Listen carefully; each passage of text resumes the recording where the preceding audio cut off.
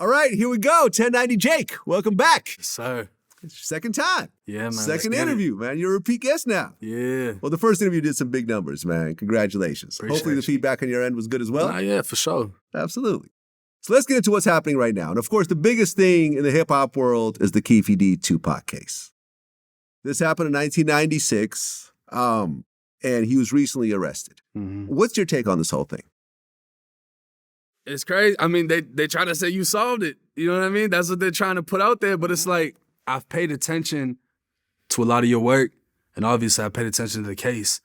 And I personally feel like this generation just doesn't fucking read anymore. Like, a lot of people are just lazy. And this is actually how I got put into the position that I'm in. They're like, yo, how do you get the paperwork and how do you find out who's snitching? Because I know how to fucking read. So if anybody knew how to read, they would have known that he already wrote about everything he talked about on your platform. Yes. But people are still trying to come at you about the whole situation. Well, listen, I'm taking somewhat credit for it because he did write a book. And, before the book, he actually, had a proffer agreement with Greg Kading where he admitted to a bunch of the stuff.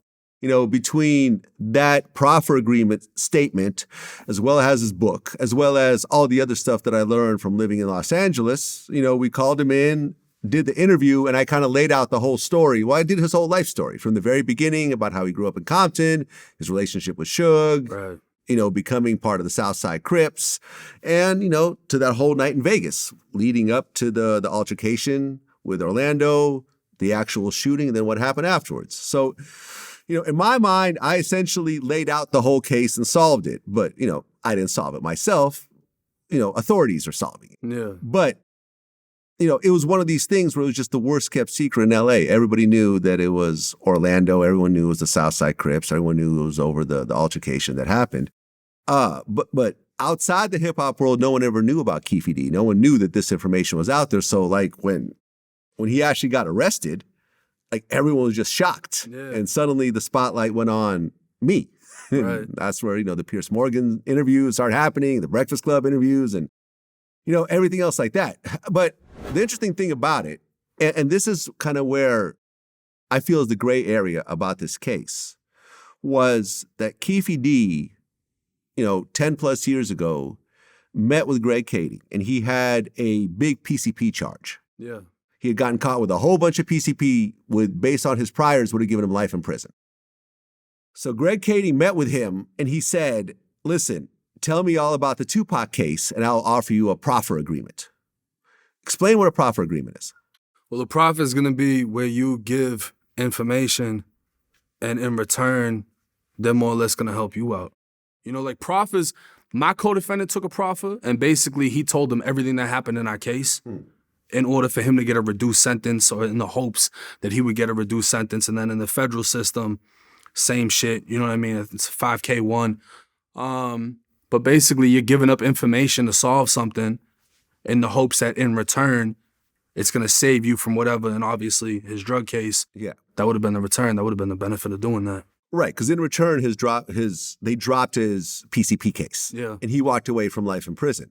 But I think the thing about the proffer agreements that people don't quite understand, and I think this is a little bit fuzzy as well, is from what I understand, and I could be wrong, is that a proffer agreement, you could say whatever you want to say, and nothing in that statement could then be used against you in a criminal case. Mm-hmm. But where it gets a little bit fuzzy is that, from what I understand, proffer agreement is also called Queen for a day. And I say that because it's only good for that day. Yeah. Meaning that the next day, if you turn around and tell that same story again, all of that could be used against you. Yeah, well, they also have, I think it's the Son of Sam law. Son of Sam, that was the serial killer in New York. And it's basically like you can't capitalize off of a crime that you've committed. And that's what stopped a lot of people. Like, everybody wants to write books and, oh yeah, I'm a gangster, this and that. Mm-hmm. Well, I think it was the Son of Sam was trying to capitalize off the murder cases that he was involved in. And they basically created that, if I'm correct, they created the law to make it so that somebody that was convicted of some heinous shit can't capitalize off of the situation. Yeah, okay, I looked up. The Son of Sam law, also known as notoriety for profit law, is an American English term for any law designed to keep criminals from profiting from the publicity of their crimes, for instance, by selling their stories to publishers.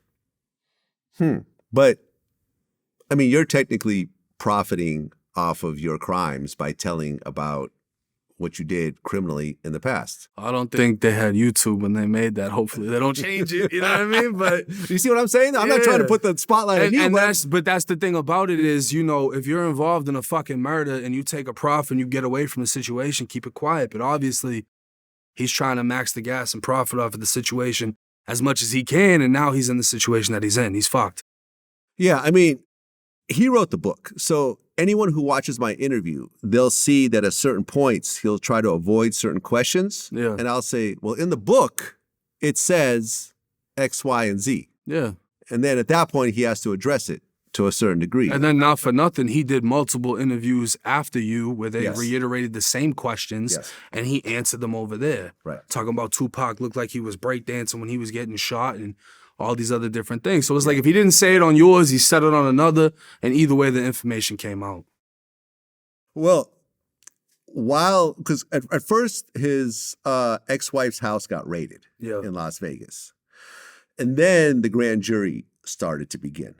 You know, and the grand jury is like, I really hate the concept of a grand jury. I kind of learned it recently. I remember I was talking to a lawyer friend of mine, and he was saying how, like, Johnny Cochran had this famous line where he said that I can convict a ham sandwich with a grand jury.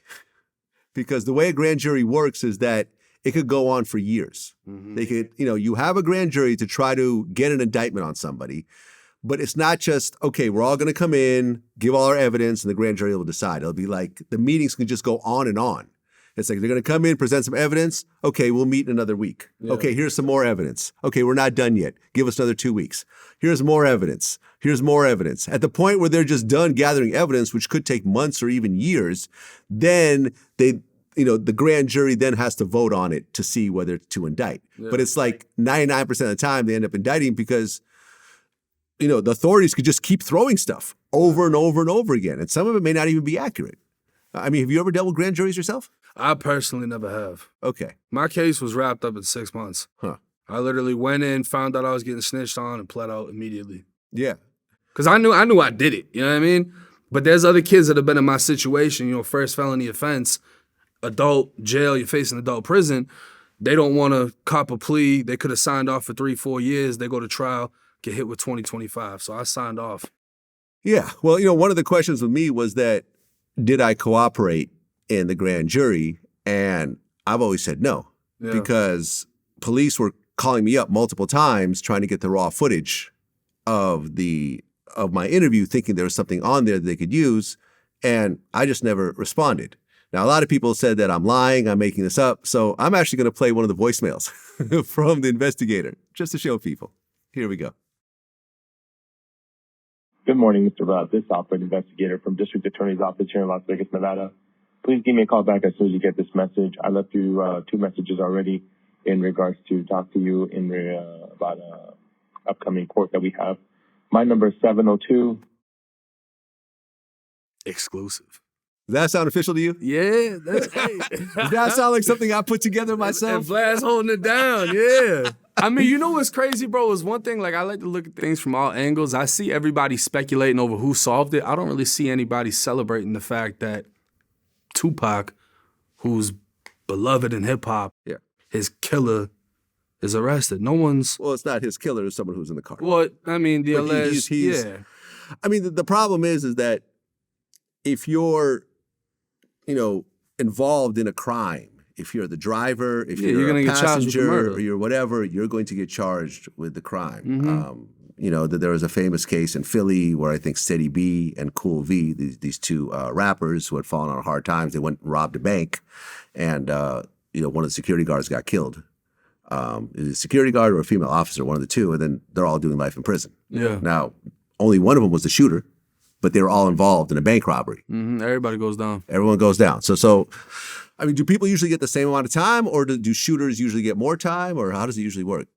I mean, I don't know. I think it's on a case-by-case basis. Usually everybody's fucked, though. That would be the basic understanding. And, of course, whoever wasn't the shooter usually tries to snitch on whoever was the shooter, plays blame, shift the weight, get a reduced sentence. But 9 times out of 10, everybody is facing the same punishment for participating in the same crime. Yeah. Well, we'll see what happens, because at the end of the day, nobody's gotten convicted. Yeah. Keefe D has been arrested and he's been charged. He's been given no bond, but lots of people get arrested and walk away. I've been arrested. You've been arrested. Well, I'm hearing a lot of speculation that he's trying to already shift the blame. Oh, to Puffy? Yeah. Okay, so this part of the story. And 50 Cent is 50 all over Instagram with it. Like, 50's having a field day. Well, 50 doesn't like just Puffy. eating popcorn, like, 50 doesn't like Puffy. yeah. So I know this part of the story because I talked to Keefe about this, and I talked to Greg Kading about this also, who investigated it. So it's a little bit fuzzy because what had happened was they met in L.A. at this deli on Sunset, and at the time, Puffy was like going crazy because of all the pressure that Death Row was putting on Bad Boy. You had Hit 'Em Up, which basically took shots at everybody. Tupac was going crazy. There was an altercation that happened at the Soul Trade Awards, and Puffy was obviously very concerned. And so they had a conversation in this deli, and from what I understand, Puffy was like, "Man, I'll give $1 million to get rid of these guys. Like, I'll do anything." Now whether he's, I don't know whether Puffy actually said this. Mm-hmm. This is according to Keefe. Yeah. Right. Now, Greg made it sound like he just sounded like just like a frustrated blurt. You know what I mean? And then Puffy said that after the shooting happened, he said that Puffy called him and said, "Was that us?" Then the story goes that they were supposed to get $1 million for the shooting. The person who provided the gun was this guy named Eric Von Zip. Eric Von Zip was this New York gangster who was affiliated with a bunch of different people. Him and Mike Tyson were like really close friends. And he was known to rob people. So when I interviewed Mike Tyson, he went into this whole story about how they robbed Don King together. Like Don King brought a bunch of money for Mike to do a fight, and Eric Von Zip kind of grabbed the money and sort of got him out the door. And then they had all this money, they just went and spent it and never did the fight. Damn. And TK Kirkland, who was actually roommates, they shared a house. Him and Zip actually shared a house together. Yeah. When I asked him, "Do you think that actually happened based on his personality?" And he said, "Yeah, because the money, allegedly, they're saying that Puffy gave the money to Eric Von Zip and he was supposed to hand it over to Keefe, but Zip basically robbed everybody and kept it for himself and bought a nightclub." Okay. That's the story. When I asked TK Kirkland, "Do you think this happened knowing Zip?" He said, "Knowing Zip, yeah, this is the type of thing he would do." Eric Von Zip, by the way, is dead.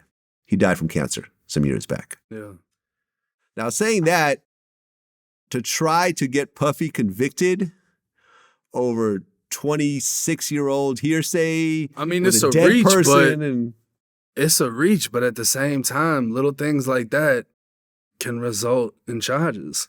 So it's like, Puffy's gonna have the best lawyers that money can buy. Of course. Think about it. Puffy will drop $1 million right then and there. Well, if he could drop $1 million for some other shit, he can damn sure drop $1 million for a fucking lawyer.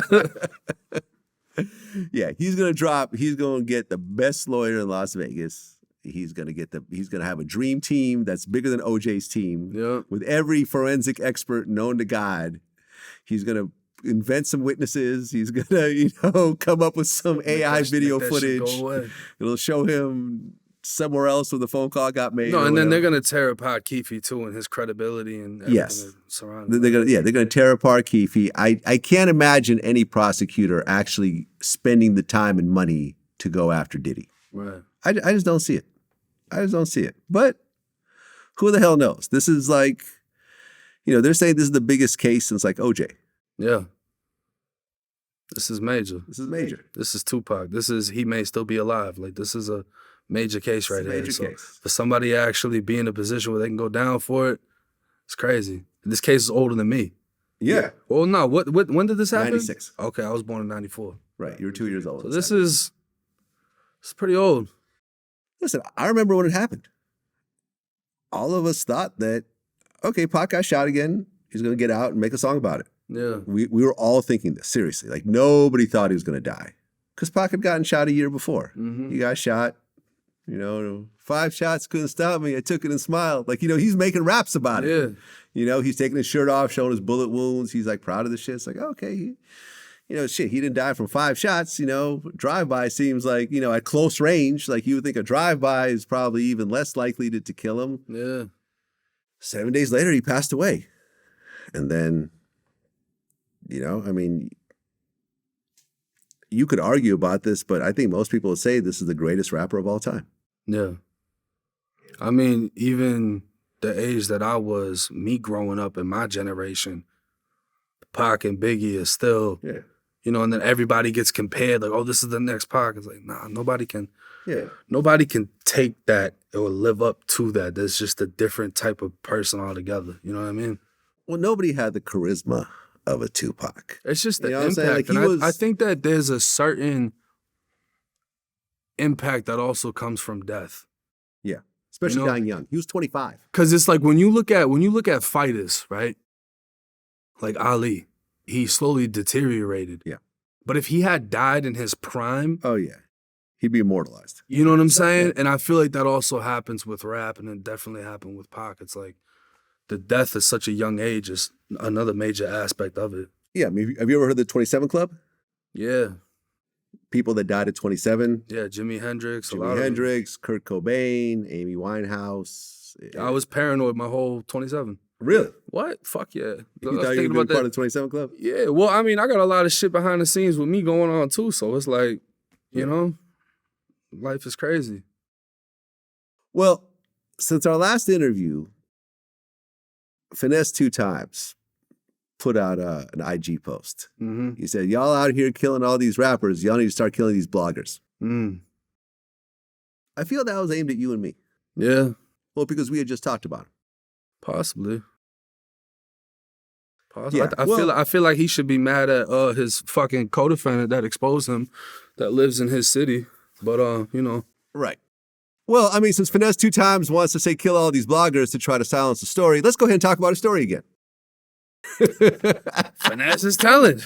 Finesse wants to tell on robberies that he's allegedly a part of, and a dude named Big John. You know, Finesse actually took his name from Big John. Finesse used to be called Debo. That was his nickname. And he took Big John's name. Big John was supposed to be a basketball player, big ass dude. And I actually talked to Big John and I talked to Finesse behind the scenes when this whole situation was brewing, when Big John was all over Facebook saying that Finesse was snitching. I reached out to both of them. Big John said he had 2 cases that Finesse was snitching. He said Finesse was trying to pay him off to not talk about it. Paid him off on one already, but he still wanted to push the other one out. I talked to Finesse. Finesse said he don't want to talk about it because if Big John slips and falls, they're going to blame it on him, and his people going to rock with him right or wrong. So situation is where the situation is. I even talked to Boosie about it. What did Boosie have to do with this? Well, there was another case that people don't even know about where he apparently snitched on another person. That person doesn't want to come out though, you know? So to keep that person, I guess they feel unsafe in the situation. They don't want that to be brought to light. But that was the reason that Boosie really stopped fucking with him. And that's what confirmed it to him behind the scenes, was when he saw that paperwork. So it's like, you know, the black and white's there, just certain people don't want to push it out of fear or whatever the situation is. And then in Tennessee, he's kind of saved by the law in Tennessee. You have to be a state resident to get the paperwork there. Mm-hmm. I had a resident try to go through the situation, and they were told it would be like a 6-month wait to get everything on Finesse. But as far as like the juvenile shit that did come out, all of that was proven real. So it's like, yeah, man, y'all need to start killing these bloggers. I took that personally. That was lame as hell. I mean, honestly, y'all need to start killing. You need to start killing nobody. Okay, if the truth comes out, the truth comes out. Yeah. Trying to silence journalists. That's some. It's like nobody. That's some China shit. We don't want to promote violence, but you know who started it. They're in your city. This is the same guy that said you was PC. They were all saying that while he was locked up before he did his Fed bid. He was in PC, in different jails, this and that. A lot of people out of his own city are saying certain shit. But, you know, once you get a bag, people don't want to talk because things happen. So it's like. Well, right. You said that when you guys DM'd, he said, my people rock with me right or wrong. No, we talked on the phone. Oh, you talked on the phone and said that? Oh, okay. Yeah. I asked him if he wanted to clear up the situation with the paperwork. Mm-hmm. And he just completely avoided it. He didn't want nothing to do with it. But his people going to rock with him right or wrong. And I guess that's what they're doing, right or wrong. Yeah. Yeah, man, like I said, when I saw that statement, y'all need to start killing these bloggers, promoting the death of my profession. You know, listen, man, I've exposed a lot of stuff, and ultimately, I think I've done a lot of good. by, the information that I put out there. When you try to silence the media that's essentially a death threat. Yeah, and I don't know how you sending death threats if you just gonna tell on the motherfucker that does it. So it's like, I don't know. Yeah, that shit is lame as Don't hell. really work. Yeah. Finesse 2 times, that shit is lame as hell, man. You know what I mean? And if you want to keep putting out statements like this, we're going to keep going hard on you like this. You know what I'm saying? We're going to keep digging shit up. We're going to get more Tennessee residents to go grab that paperwork. No, I'll wait the 6 months for the paperwork. Yeah. I'll pay for it myself. Put it right out there. I'll post it. I'll make a YouTube video. My 5 million subscribers, man. Don't put out statements like this. Y'all out here killing these rappers. Y'all need to start killing these bloggers. How about y'all need to stop killing nobody? How about you just let everyone live their life and let everyone do their job? And if you want to tell, then that's your choice. At least stand on it like Boston. You Richie. just stand on it. Yeah. You know what I'm saying? So, since our last interview, you were actually accused. Yeah. Of snitching. Again. They're not giving up. So paperwork surfaced of 1090 Jake allegedly snitching on an inmate while he was in jail. The accusers claimed he spoke on another inmate fighting in a handwritten statement. The end of the statement also said, "Please help me," addressed to the warden as he expressed that he was threatened, blackmailed, and assaulted and needed help. Yep. So you're familiar with the situation. Yeah, I'm dead pussy. I was mad soft in prison. Yeah, so everybody said I wrote a statement. What I wrote was a grievance, right? Okay. So anybody that's familiar with being incarcerated, a grievance is basically like a complaint. In Florida, like you could write a grievance if you get socks and you got holes in your sock.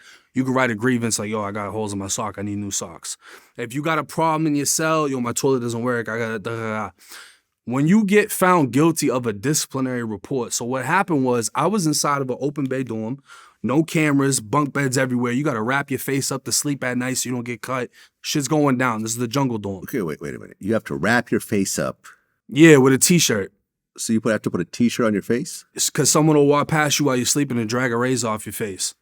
So you're just going to wake up and your whole shit's fucking filleted. But you could cut through a T-shirt. Yeah, not really with the state razors. You can with a box cutter. But with the state razors, you're not really cutting through the T's. So if you put a T-shirt around your face, you're straight. Because we don't really have, like, it's not like a white under tee. We got, like, the thick blue, like, almost like a Dickie. You know what I'm saying? Something like that type of shirt, that type of quality. So you're not really getting hit through that. But I mean, you got people that'll put laundry bags over their heads so they don't get fired up in their sleep with locks and socks. And it's a jungle dorm. Like, the dorm is known as the jungle. You get put in B dorm, you in the jungle. There's no fucking cameras in here. There's a CO booth. If the COs are in B2, no one's watching us in B1. So we start crashing each other. If the CO's in B1, it's going down in B2.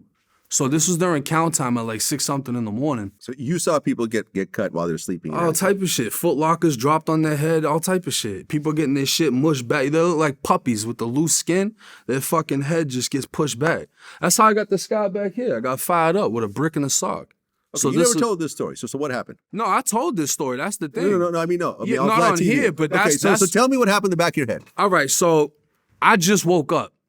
One of my bros popped a Zoe with a lock. So he had a big-ass master lock that they took off the gate, tied it to his sock. He's sitting behind him. This is count time. So when you first wake up in the morning, everybody got to sit up. The COs go through and they start counting. So they're sitting up. My brother's sitting right behind the Zoe, hits him in the back of the head with the lock. Boom, puts a hole in his shit. You hear him go, ugh. Everybody's mad quiet. He put a hole in his skull? He put a hole in his head. It looked like he got shot. Damn. Like, took a big chunk out of his head. I had seen him at medical, but I'll get to that part. So my brother pops him. Like 2 bunks down from me is a Zoe. I'm on the very last bunk right by the water fountain. Right next to that is the CO's booth. So they're right there. So when my bro pops the Zoe, the COs get back in the booth from their count in B2. This kid gets up. He starts walking this way. I get hit. Boom. So I get the fucking brick went over my head in the sock and hit me in the back of the head. So I'm thinking I'm straight, but the brick like exploded and went fucking everywhere. He takes off over to the CO's booth right in front of him. So he does it while they're in there and then runs right up to the glass. So I go to get up. And all my bros like, nah, don't get up.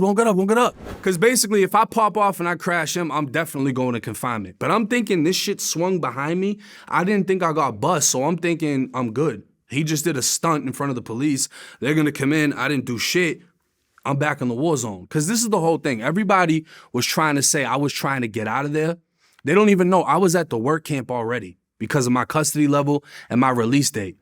My boy ended up sending me a kite over to the work camp saying he just cut a GD.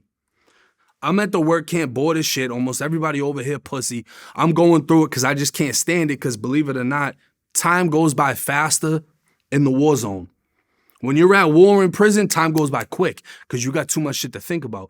When you're just sitting there not doing nothing, it goes by slow as shit. So I put in a request form to get put on psych meds because you couldn't be at the work camp on psych meds. You would have to go back to the main. So that's how I ended up getting put back in the main so I could jump back in the field because I felt like my bros that I've known are going at it and I'm not in it. I'm not there with them. So that's how I ended up over here once again in Beedorm in the jungle. So the kid pops me. I sit back down on the bunk. The COs grab him immediately. Then they come up to me. He's like, all right, let me see your head. I turn this way. He's like, all right, you're good. Let me see the other side. I turn this way. And he's telling me I'm bleeding. So I got hit back here. And apparently, you know, I had blood coming down, whatever. I didn't even know I got bust like that. So they grab me, they cuff me up. They take me, they take him, they take the other Zoe and a random kid that stood up. They take us all in the back. They beat the shit out of them two. And then they take us to medical. So that's where I saw the other Zoe's head and the hole that was in the back of his shit. We end up going to DR court. I got charged with, aggravated battery on an inmate and possession of a weapon. The kid that fired me up got charged with the same shit. The COs lied and said they made up their own little version of what happened. And they said everybody attacked each other, basically. I attacked this kid, he attacked me, then those two attacked each other. None of that shit actually happened, though. We get found guilty. 60 days of confinement for the weapon, 60 days of confinement for the battery on an inmate. I write a grievance. Okay, before you go on. Aggravated assault in the outside world is not 60 days. No. That's a real felony and can result in years of time. Yeah. Why in prison is it only 60 days? I don't know. We don't get outside charges when we do shit to people. Really? 'Cause I'd heard that it depends on where you are. From what I understand is like whatever county you're in, New York, you have... Like I think if you're in Rikers and you cut somebody, you face outside time. In Florida, if I cut you and I get caught cutting you, it's 60 days for cutting you, 60 days for the razor, and then I come out on the same compound and cut you again. That's crazy. Yeah, Florida's fucked. So the only time you're gonna get outside charges is if I stab you, they gotta air flight you to a different, to a hospital or whatever, or if you die. If it's something serious like that, where they gotta give you a zipper and all that, yeah, I'm gonna get hit with outside charges. Huh. But I mean, worst stabbing scenarios I know of where they lived, people were getting like 7 years. Huh. And that's if you air flight somebody. But other than that, like the JIT camps that I was at, 14 to 24, fucking gladiators, nah. People are getting popped left and right. You're just doing confinement time. Okay, so go on with your story. So what happens when you go to DI court, you can plead your case. You're always going to get found guilty. I get found guilty. When they give you the disciplinary report papers, it says the only way to appeal your finding, your guilty finding, is by filing a grievance. So I filed a grievance. Now I wrote in the grievance, the COs are trying to fuck with me. They trying to do this, they trying to do that, set me up, beat me, whatever. I'm trying to get the fuck up out of here. The COs are lying on me. Just writing the grievance, asking for a grievance in prison, the COs are looking at you because they gonna think it's about them. And it really is about them. You go through it with them. My grievance had really nothing to do with the situation other than they lied in the situation. Nothing I wrote in the grievance could be used against another inmate because I named him in the shit. I was like, yeah, I got fired up. The shit happened right in front of the COs. Y'all watched him fire me up. They know what happened. We already got found guilty for the shit. So nothing I said could be used against them. But they try to put it out there like I wrote a statement against him. That's what got him sent to confinement. This, that, and the third. So the internet went crazy. I requested all the paperwork because I didn't even know I could get grievances and all that. Come to find out, not only did he end up writing a grievance, he wrote a witness statement against me. So his witness statement against me said me and him had a physical fight, which is the equivalent of what the COs were saying. So he already implicated me and him in this situation. Everything I wrote was just me. Because everyone, they're going to ask you, you want to write a statement? Yeah, I got fired up. Did you have a weapon? I did not have a weapon. Never mentioned anybody, never, none of that shit. Once we already got found guilty, I wrote everything in the disciplinary report inside of the grievance. Y'all watched him, what he did. We already know that. And of course, he tried to capitalize off of the situation because it's like, oh yeah, Jake, da-da-da. But then I find his witness statement. Oh, this is what he wrote against me? Everybody gets quiet. Nobody wants to talk about it. But then I find a grievance that he also wrote while he was in confinement. His grievance said he got stabbed in B-dorm already, tried to tell the COs to move him out of B-dorm. He couldn't live in the dorm. Inmates were threatening him. And he says the COs told me the only way you can get out of B-dorm is if you crash somebody. So what did he do? Crashes me. Which aligns exactly with what I said when I told this story on my channel 4 years ago. But everybody's trying to find their little way to try to get me out of the way. So they tried, they failed, you know. Well, on No Jumper, THF Bezu said that filing a grievance is reporting just like a police report, point blank, and he feels like it's telling. Yeah, I talked to Zoo. Okay. Like immediately after that. Okay. How did that conversation go? Yeah, we good. You good? We got no problems. Is he backing up off that statement or no? I mean, he more or less said, you know, not to go for the clickbait. He don't know my situation because I watched that video, but then later in the video, he does say, I don't know his situation. I don't know what his grievance was on. I just had people in my comments while I was on live trying to say that he snitched. So me and him spoke, and it wasn't nothing like that. He said it was all love. Yeah, I mean, it's a slippery slope. You know, like, for example, I interviewed Freeway Ricky Ross, and he had a whole bunch of corrupt cops that he testified against. Some people feel like that's telling. I think that's ridiculous. You know what I'm saying? If you have corrupt cops and you're trying to protect yourself against the actual law, because they're going to tell on you, obviously. Yeah. You know what I'm saying? Like, telling on corrupt cops. I mean, do you consider that snitching? I mean, I don't know. Yeah. It's Some people would, though. Well, if you're in a one-on-one situation with a cop and a cop accuses you of you doing something, how do you fight your case? Right. You just stay quiet? Right. It doesn't really make any sense, you know what I mean? Exactly. That also means every time someone gets shot and killed or abused by a police officer and everybody shares it on Instagram, so all y'all are sharing evidence, that's snitching? Because you're all sharing the same video. If a rapper shoots somebody on video and all y'all get the oh, look, this is da-da-da-da, people gonna say you snitching. But if you reposting a cop doing it to somebody, is that not gonna? I just think it's dumb. You know what I mean? Like, it's really making it to where if you want to be a super gangster, you can't do anything to defend yourself. You're just supposed to accept 3 life sentences plus death and take it to the chin. Man, listen, people have been calling me a snitch for 15 years, and I have yet to see someone that I've snitched on. Yeah. Like, you know, I mean, at the end of the day, I don't, like I played you that audio from the Vegas police. Like, I don't cooperate with police. Well, but then again, I also don't have a problem with cooperating. If someone shoots me, I'm going to cooperate against that person. Yeah. You know, if someone runs in my home, I'm going to cooperate. Like, it just is what it is. Like, you know, I had Academics on here yesterday. He was telling me about a situation where a couple of guys tried to rob his house. They had like AKs and guns, and they tried to get up in his house. They couldn't get in. And there was a high-speed chase. You know, the police investigated, and he found out there was a girl that was at his house that was basically setting him up. He shared all the video footage, and he said when it comes to court, he's cooperating. He openly says that, though. He openly says that. Yeah, and it's like, how can you hold and that I against him? support him saying that. Yeah. You know, I had my own situation where I had a home invasion situation where the guy attacked me, which I ended up fighting him off, and I thought I killed him. And, you know, me and him talked before his case, before he had to go to court, and I explained to him over the phone that I'm not going to cooperate with police against you. Because I said, as far as I'm concerned, you and I are even. Okay? You did what you did. I did what I had to do.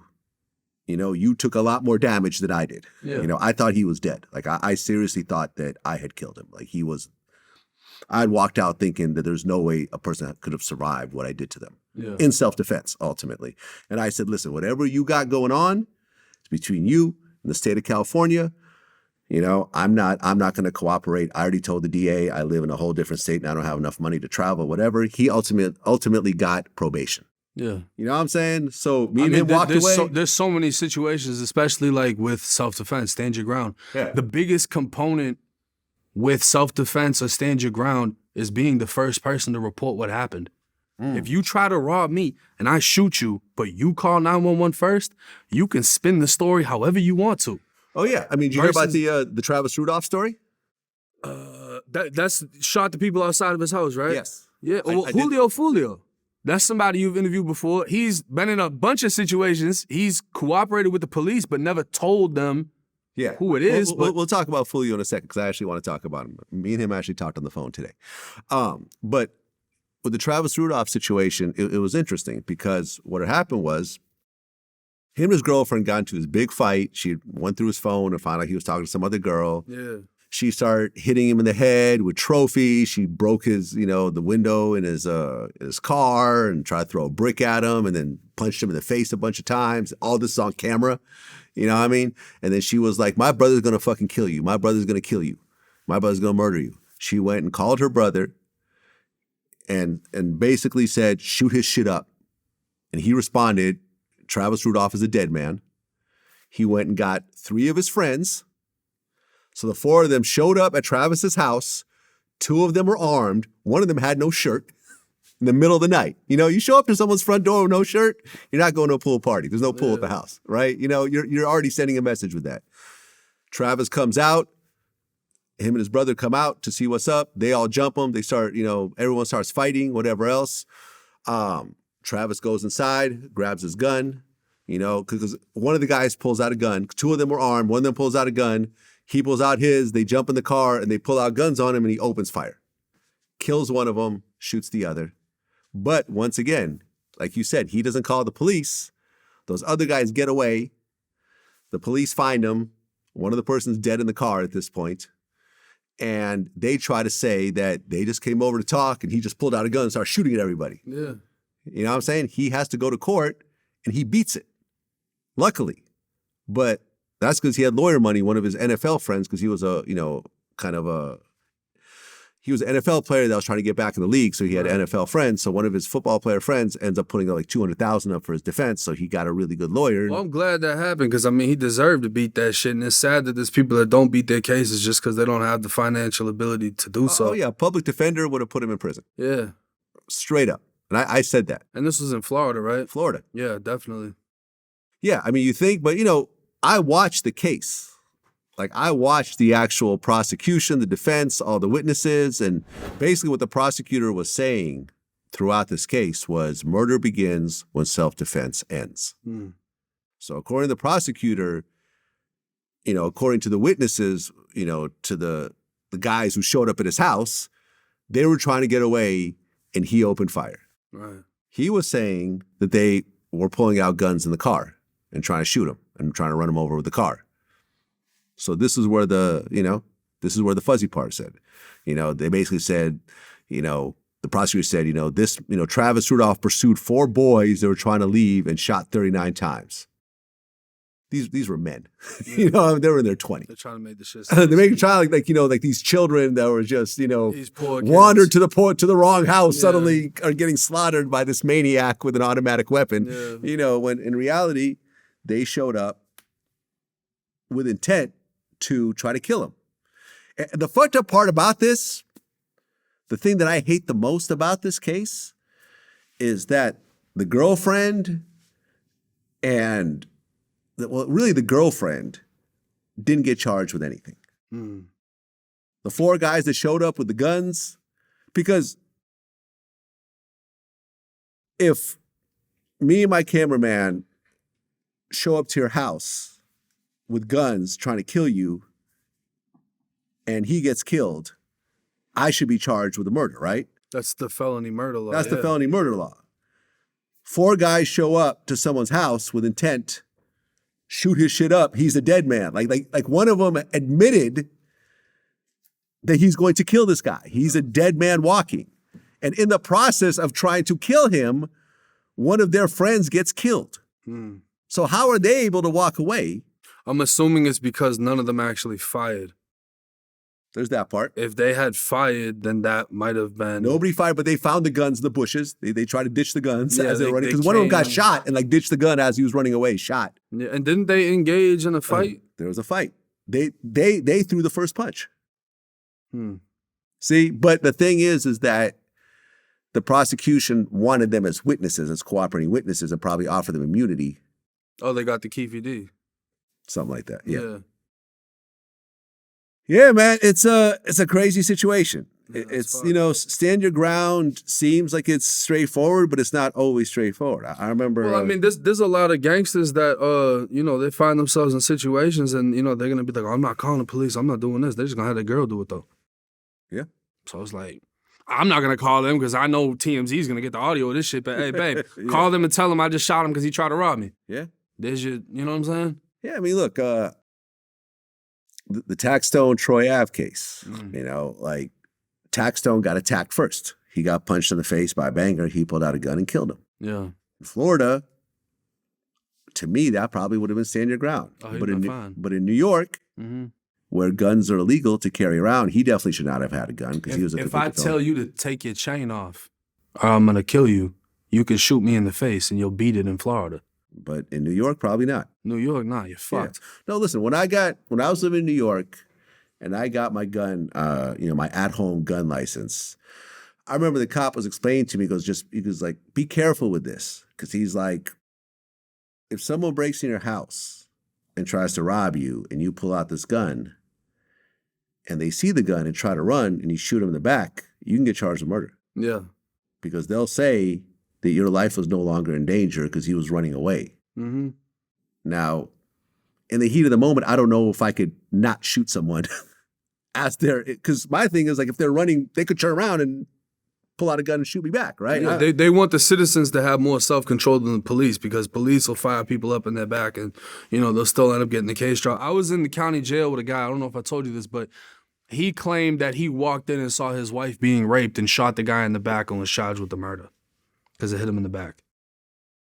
Did the wife say she was being raped? I have no idea if any of this was true. He said he walked in and saw it happening. Okay. Maybe they were cheating, maybe whatever. His claim was she was getting raped. He shoots the guy in the back and he's charged with murder. But because you hit him in the back and they weren't facing you, you're apparently not under threat. It's messy. It's messy. I mean, this is why, if I'm going somewhere where I feel there might be some danger to me, I will always just have armed security. Oh, yeah. Every time. And most times, I will have police security. Mm-hmm. Yeah, like half of my security in New York is active NYPD. The other half is actual professional security guards with licensed, guns. But I kind of prefer the NYPD guys because I feel like if anything goes down, this guy is going to lay it all out and he's going to legally, you know what I'm saying? Like he's not going to say law of the land. He's going to be good. Yeah, man. Like there's because you can get security. I think it was actually Bezu's interview where he talked about Vaughn's situation. Vaughn had licensed security when he got killed, and the security guy ended up running away when the situation happened. Yeah. So, you can shoot targets all you want. You don't have real experience. You don't know how it's going to play out when it actually plays out. Well, also, you got to think, like, for example, you look at the Takeoff situation. Yeah. Right? You got this dice game outside in Houston. Tempers are getting heated. People are losing money. People are talking shit, as they do in dice games. And then you see Quavo security pull out his gun. Mm-hmm. Right? Now, think about if they had actual police security. The police security would pull out their badge and say, that's enough. Everybody calms down. Everyone calms down. Are you going to shoot a cop? No. Right? Who going to shoot a cop over a dice game? Nobody. But you got this dude with dreadlocks, who look like, one of the rappers. And, okay, we got guns too. Like, you know what I'm saying? Like, it becomes like a pissing contest at that. Oh, okay, you got a gun, we got a gun. I ain't scared of your little ass gun. Like, you know what I'm saying? But if you had a cop and he just simply just reached in his shirt, pulled out his badge, and said, everyone calm down. It's just a fucking dice game. Would have diffused the situation. It would have diffused the situation. But rappers don't want to be around cops. Well, that's the thing, is the stigma will be, he's with the police. And, even in that sense, somebody, like in Florida, you can't brandish a firearm. So if my security takes it out, someone can shoot him now. Exactly. You know what I mean? Now, don't get me wrong. Like, they have certain security, like the ones you're talking about with the legal license, whatever.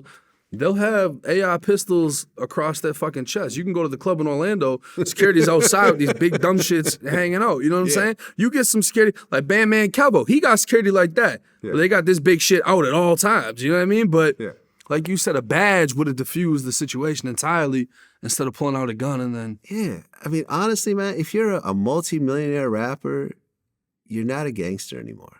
That's it. Why would you want to be? That's it. If you were at one point and you want to rap about it, good for you. You are now a law-abiding citizen. Mm-hmm. You pay taxes. Your movements are watched by the whole world. You're easily recognizable by everybody. You go and do concerts. You have legal streams of income.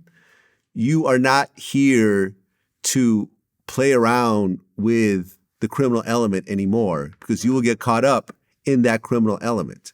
You know, when VladTV first got hot, I had the homies with me. Yeah. And there was a situation that almost went very left because I was mad at someone had been talking shit and we confronted him and my man started to get real aggressive with him. And it's like, in retrospect, I'm like, damn, like we could have all went to jail. I would have been sued. Like, what the fuck am I doing? I just felt so dumb at that moment. Like, I'm just like, what the fuck am I doing? I have money to get real security, but I got my friend here who's willing to do whatever I say because that's my man. And I'm just, this is dumb. Yeah. But when you look at most rappers, very few have actual police security with them. I'm not going to lie. My first time having like official security was my second No Jumper interview. And it was kind of a strange situation because that's when I had just dropped 03 Greedo's paperwork.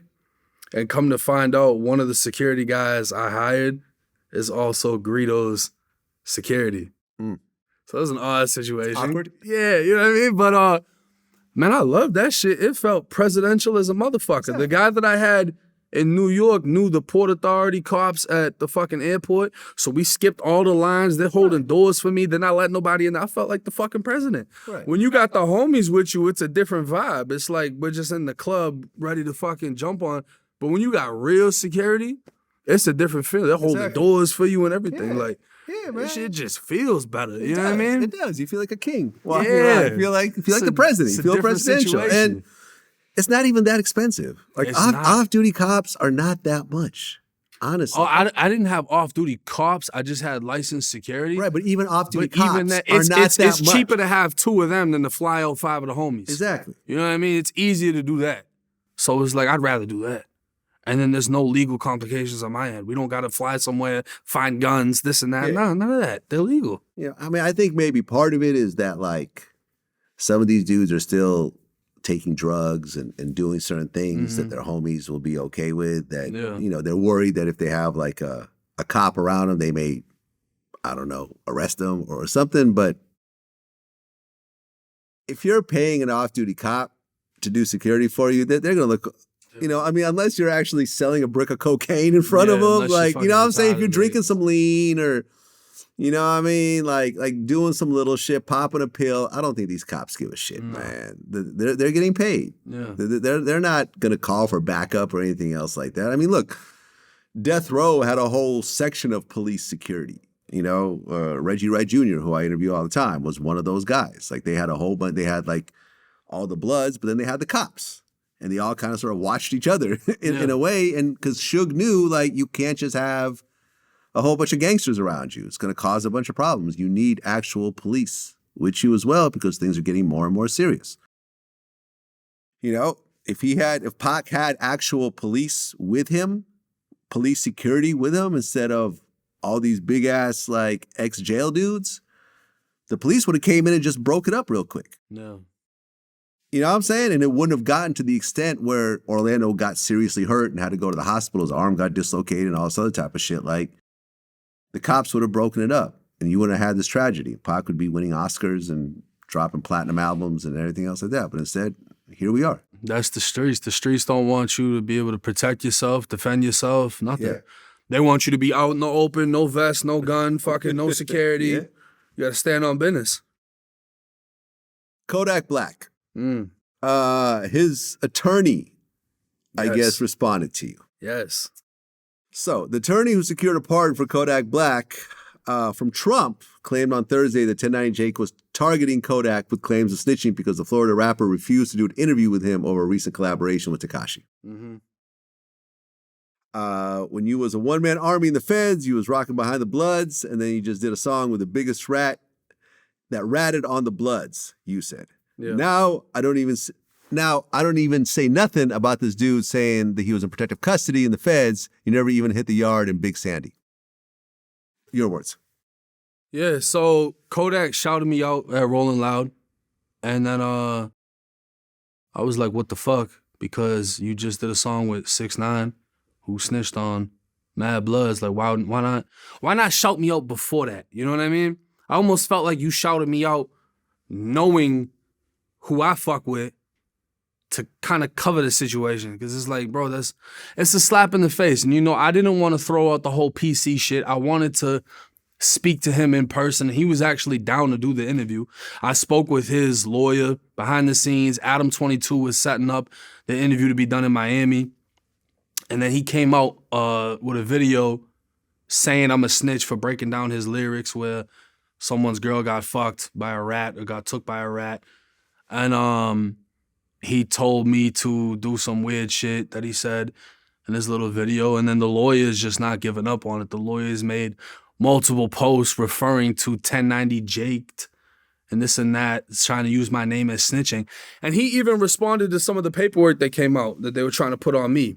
And he said that somebody sent him snippets of 2 shooting cases in which I gave a statement. So I told him to look into it to break it down. And I even did a video breaking down all of the paperwork. In one case, I shot my aunt's window out with a BB gun. No one else existed. They said I told on 2 people that never existed. Yeah, you talked about that last time. Yeah. And then there's another case where I actually did a shooting and got grabbed for doing it. And the statement that I gave is it's my gun. I'm the one that fired it. This is where it is. Because the gun was in my homie's house who was on Section 8. They were trying to get a warrant to get inside of the house. They get the warrant. They find the gun.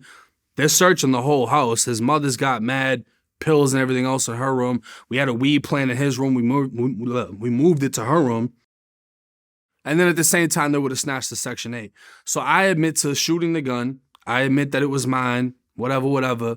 I take everything. Because of the cooperation at the scene, this is what the paperwork says, because of the cooperation at the scene, nobody got charged with it.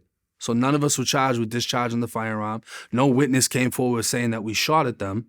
None of that happened. Then later on, I ended up getting hit with possession of a stolen firearm and armed burglary because the gun was reported stolen. And then I ended up beating the case. My homie went down for the case because they found his fingerprint. So they sent out a snippet saying, I gave a statement in the shooting, not knowing I admitted to what I did in the case and no one else was charged.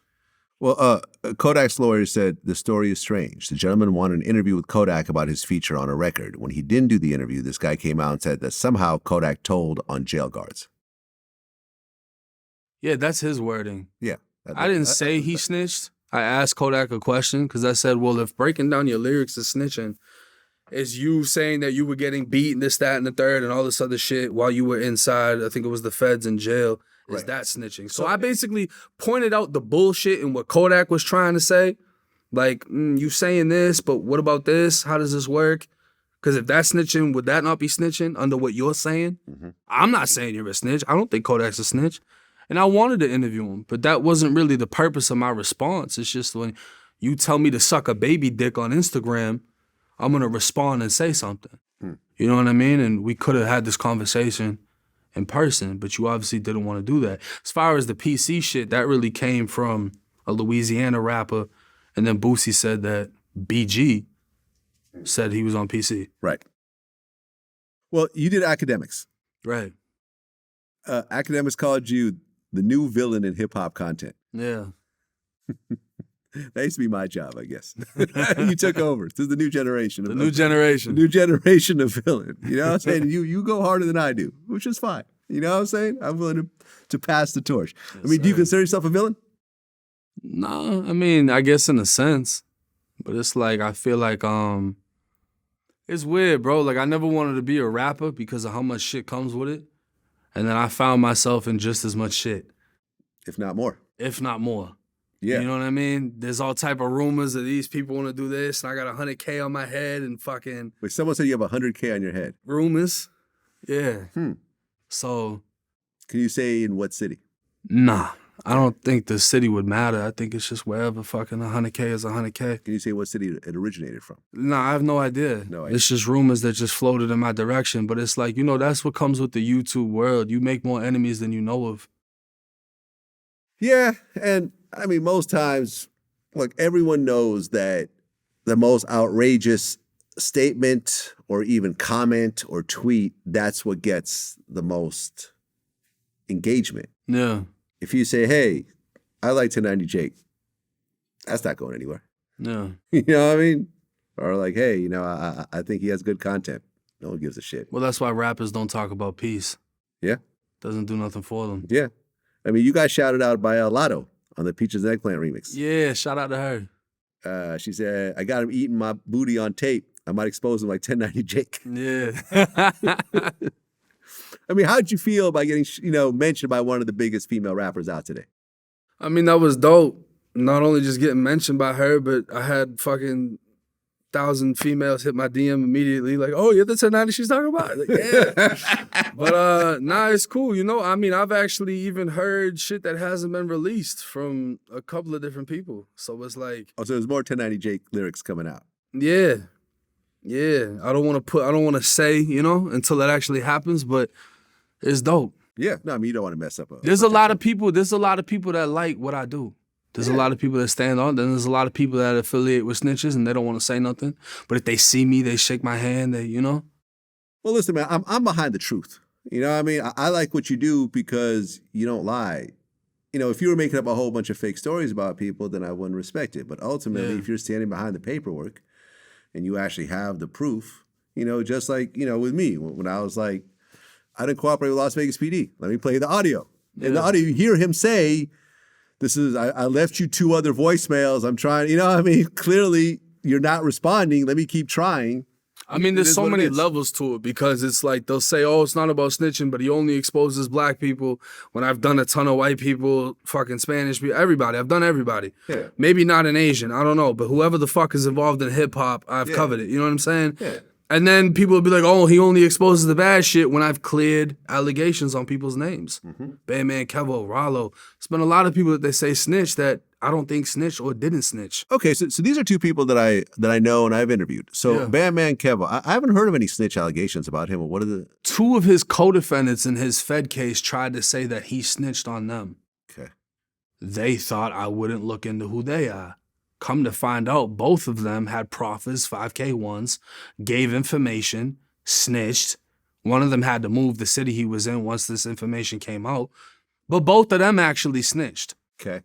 None of the shit that was in their paperwork was in Kevo's. Huh. But it's in theirs. So they try to accuse him. Obviously, he's the breadwinner. He's the only one that's still relevant in the situation. They try to accuse him of snitching.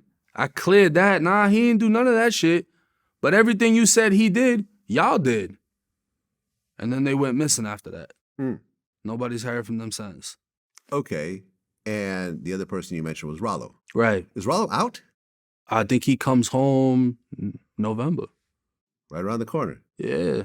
Shout out to Ralo, man. Shout out to him. Me and him did, I think, a couple of interviews. And me and him were actually really cool.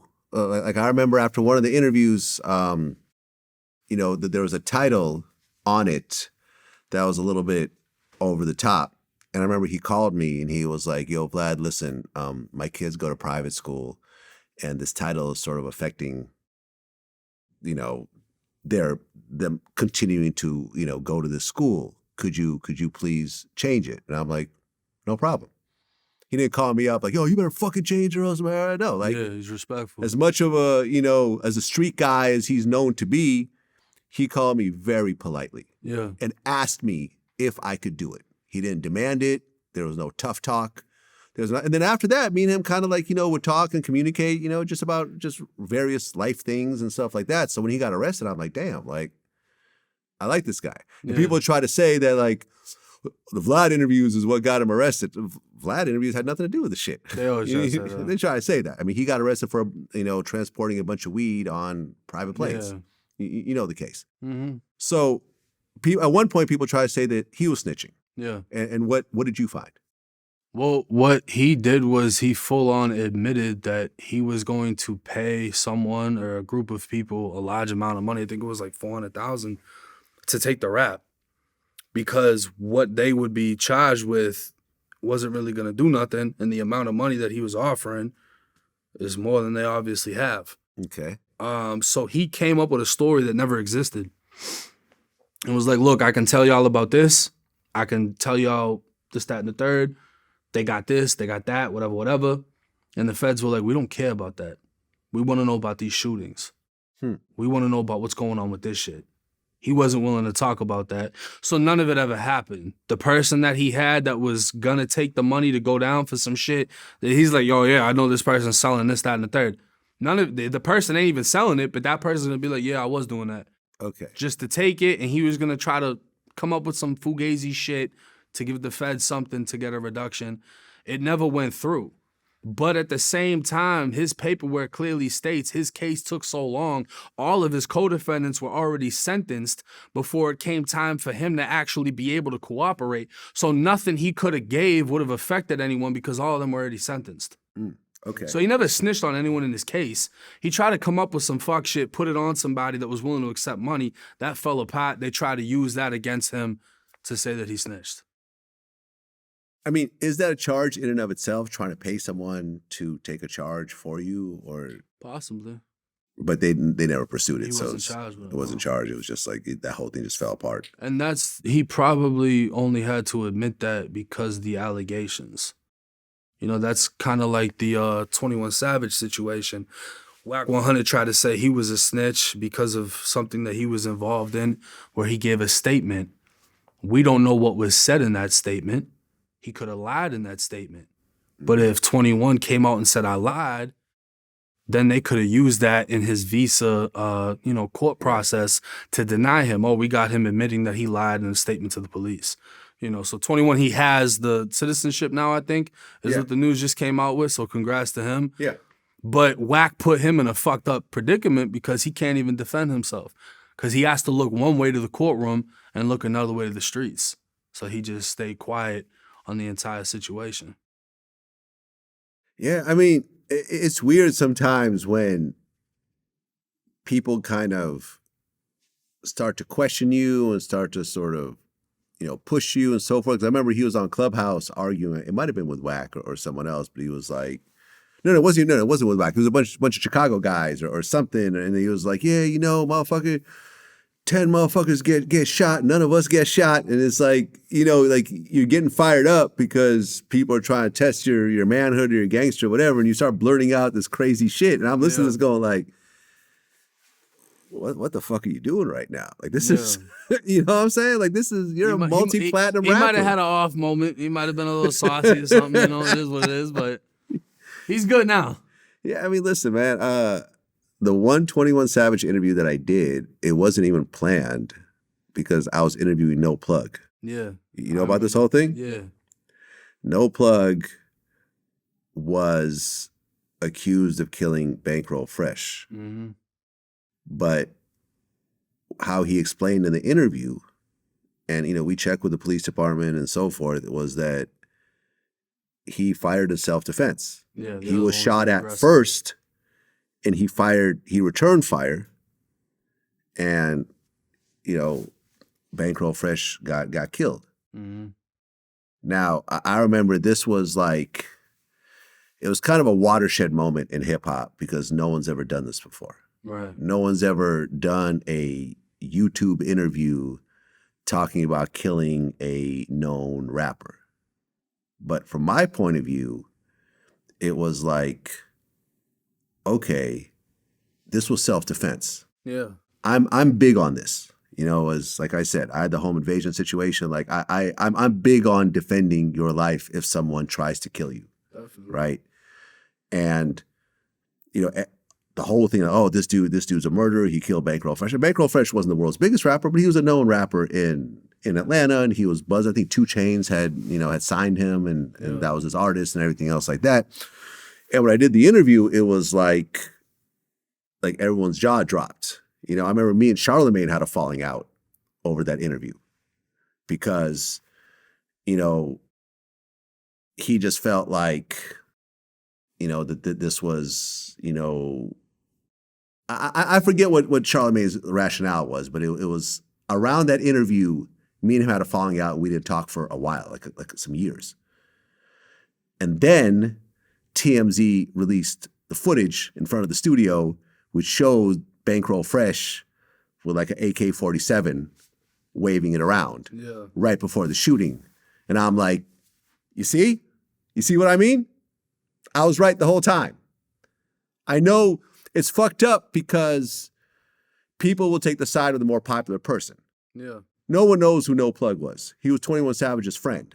21 Savage was right there when the interview was happening. And I remember I interviewed 21 Savage right afterwards. We even talked about that situation. And he was like, yeah, they're trying to frame my brother. You know what I'm saying? Like he was somehow the aggressor or whatever else, but it was self-defense. But it was like the TMZ video came out, and I remember me and Charlamagne, when we finally talked again, I'm like, you see what I mean? I was right the whole time. And he was like, you're right, my bad. I was just caught up in what everyone else was saying and whatever else. But it's like, it's a fucked up situation, man. It gets dicey. But at the end of the day, I felt like this person should be given a platform in order to clear his name. But then a lot of people ain't gonna look at that. People are gonna be like, "Oh, you're trying to glorify for his death and get some views," but in all actuality, you might be helping No Plug because you letting him voice like, exactly, yo, this was self-defense. It was self-defense because then Bankroll Fresh's people said, "No, we want to do an interview." And at that point, I said, "Okay, I'm backing up out of this." I think the biggest factor is like how somebody goes about it. Because people brag, like Buddy that stood in the blood, that kid. The problem with No Plug also was that he had this pile of money on the couch as he's telling the story. And it's like, I don't know why he did that. Because, that famous, 21 Savage interview with him with a pile of money, that's the same pile of money. Yeah. Because it was the same interview. But it's like, why do you have a pile of money talking about someone getting killed? Like, it's a little weird, but I'm not going to tell him to take the pile away because it was at his apartment, I believe. And it was just like, yeah, man, it's one of those things where it's like, yeah, you want to tell it, but then sometimes people get carried away. And yeah, the BTB Savage situation was sad. But his girlfriend's doing interviews now. Is she? Yeah. And she's telling the same story about what happened. It really happened. It was really someone came in and tried to kill him. Yeah. Now, in that academics interview, you talked about a group called the Unforgiven. Mm-hmm. Tell me who they are. The Unforgiven is the white supremacist gang inside of the Florida Department of Corrections. Okay. So within Florida, there's no Aryan Brotherhood. It's not sanctioned in the state of Florida. So they started the Unforgiven. What do you mean by sanction? Like the actual heads of the Aryan Brotherhood said they're not allowing this gang to exist? As far as I know, that's what it is. Nobody in the state of Florida claims to be AB. Okay. Unless it's somebody that came from the feds or something. But even then, any white gang has to fall under the umbrella of the Unforgiven in the state of Florida. Why that name? I don't fucking know. They try to make it sound good, I guess. Okay. Unforgiven. Yeah, well, it's better than that other shit like Grand Wizard, Master, KK, you know what I mean? I don't know. But the Unforgiven, that's basically the white dudes. How big is that gang? I heard they got some size. I mean, when I was there, bro, they didn't matter. White people don't matter in Florida State Prison. Because they're a minority? Yeah. They're the minority. They're not doing nothing. They're not really embraced by any other gang. Bloods and Kings might go together. The Zoes might tie flags with the GDs. Nobody gives a fuck about the white guys. Okay. So they're always by themselves. They're always the minority. Even their recruitment process is like they get leftovers. Because you'll have white Bloods, white Crips, white GDs go to prison and they're not accepted by their own gang. So you could have a GD that gets stabbed, a white kid. He's outside on the streets throwing that shit up. He gets poked up. Now he turns into an Unforgiven because they're going to take him in. You know what I mean? Or if you're a white dude and a bunch of black guys run up on you and they beat the fuck out of you and rob you, but you held your ground, the Unforgiven are going to scoop you up. I heard since I got out, they started to crank up, get more numbers and become more active. I knew one personally who wasn't for nothing. Like, this kid was bout it, went knife to knife with a lot of fucking people. He used to be a GD. They cut his throat. And the crazy-ass guy, they hit him with a box cutter. He obviously wasn't GD no more. He became Unforgiven. And I started going after them, put fucking thunderbolts right on his eyelids, swastika on the back of his head. Oh, it's like a racist white. Oh, gang. yeah. Okay. No, yeah. They would. Well, I mean, I don't know, bro, because it's Florida. Like, they'll have swastikas, but they'll be over there listening to Boosie and shit. It's weird. Like, it's not like Cali. Florida's a different vibe. You know what I'm saying? So even if they're racist, they still listen to the hood shit. It's just, I don't know. Florida's different. That's weird. They claim they're not racist, though. But they have swastikas and thunderbolts. 1488, all that. But they claim they're not racist. You can't have a swastika and say you're not racist. They try to make it work. I don't know. Okay, because you're a blood. Yeah. Were you ever recruited by the Unforgiven? Fuck no. But the kid that I knew used to ask me all the time. Yeah. Like, yo, bro, you don't want to? Hell nah. Why is that? The fuck? Because I don't even like y'all outside. Like, I'm not, when I'm free, I'm not around y'all. Okay. Why the fuck am I going to go over there? And then not for nothing, I'm good with my people. Like, you got X'd out of your shit. I can understand why you might not, whatever. But I don't fit in with that group. That's not for me. I wasn't around them on the street. I'm not going to get into that in prison. Well, one of the things that you mentioned on your YouTube channel was the whole situation with rapper Psycho Bob's mom. Yeah. Psycho Bob is a close affiliate to Kodak Black. Yeah. There's pictures of them together. I mean, Psycho Bob, that's the right name based on how he looks, because he really kind of looks crazy. Yeah, he look crazy as fuck. Yeah, I mean, we were supposed to interview him at one point, and he was just asking for some outrageous amount or something, and we just, like, it was, even dealing with him was kind of problematic. So we just said, nah, we're cool. But I mean, regardless of who he is, man, my heart really went out to him to find out that his mom was killed while he's in prison. Like, that's just a horrific situation, man. So Psycho Bob, man, I hope you're okay. I mean, I'm sure you're not, but I hope that, you find some solace somewhere, because, I mean, he probably couldn't even go to the funeral. I mean, what's even worse is right after that, somebody tried to put snitching allegations on him. Okay. While he's in prison. Huh. Right after another rapper that he's in prison with just got stabbed. So I don't know if you're familiar with Glock 9, the Orlando rapper. Yeah, I interviewed him before. So Glock 9 just got stabbed by some people at the prison here he's at because of some allegations. Has this been announced, the stabbing? A fight was announced. But I talked to his girlfriend and I talked to other people involved in the situation. Glock 9 got stabbed. Really? I like Glock 9, man. He was a cool kid, man. You know what's fucked up is I looked at the paperwork because Ola Runt, the rapper from Atlanta, is the one that took to Twitter saying, damn, Glock 9, you went out sad or went out bad with rat emojis. That's how the allegation came out. Okay. I dive into his paperwork, not in the RICO case, but in the Fed case. Mm-hmm. And within his, I believe it was his plea agreement, it had a section for cooperation, saying that if he cooperates, they'll be more lenient, this and that, whatever. And he signed it. Has his initials saying that he was willing to cooperate. Glock 9. Glock 9. So you're saying Glock 9 cooperated? No. Okay. Glock 9 signed his plea deal and every part of his plea deal. But he had his lawyer go up and say, hey, y'all put in the plea, this cooperation shit. My client has never cooperated, has no intention on cooperating. We would like to amend the plea and have this crossed out. Okay. The very next day is when his lawyer did this. They had the plea amended. The prosecutors even admitted he's never cooperated. We just put that in there in case he did want to cooperate, he would know. And the lawyer was like, we want that X'd out. He's not cooperating. He hasn't. He doesn't plan on it. So they actually came out with an amended plea. Okay. I talked to the girlfriend and said, hey, this is the paperwork that might look funny, but this is the amended plea agreement where it's actually fixed.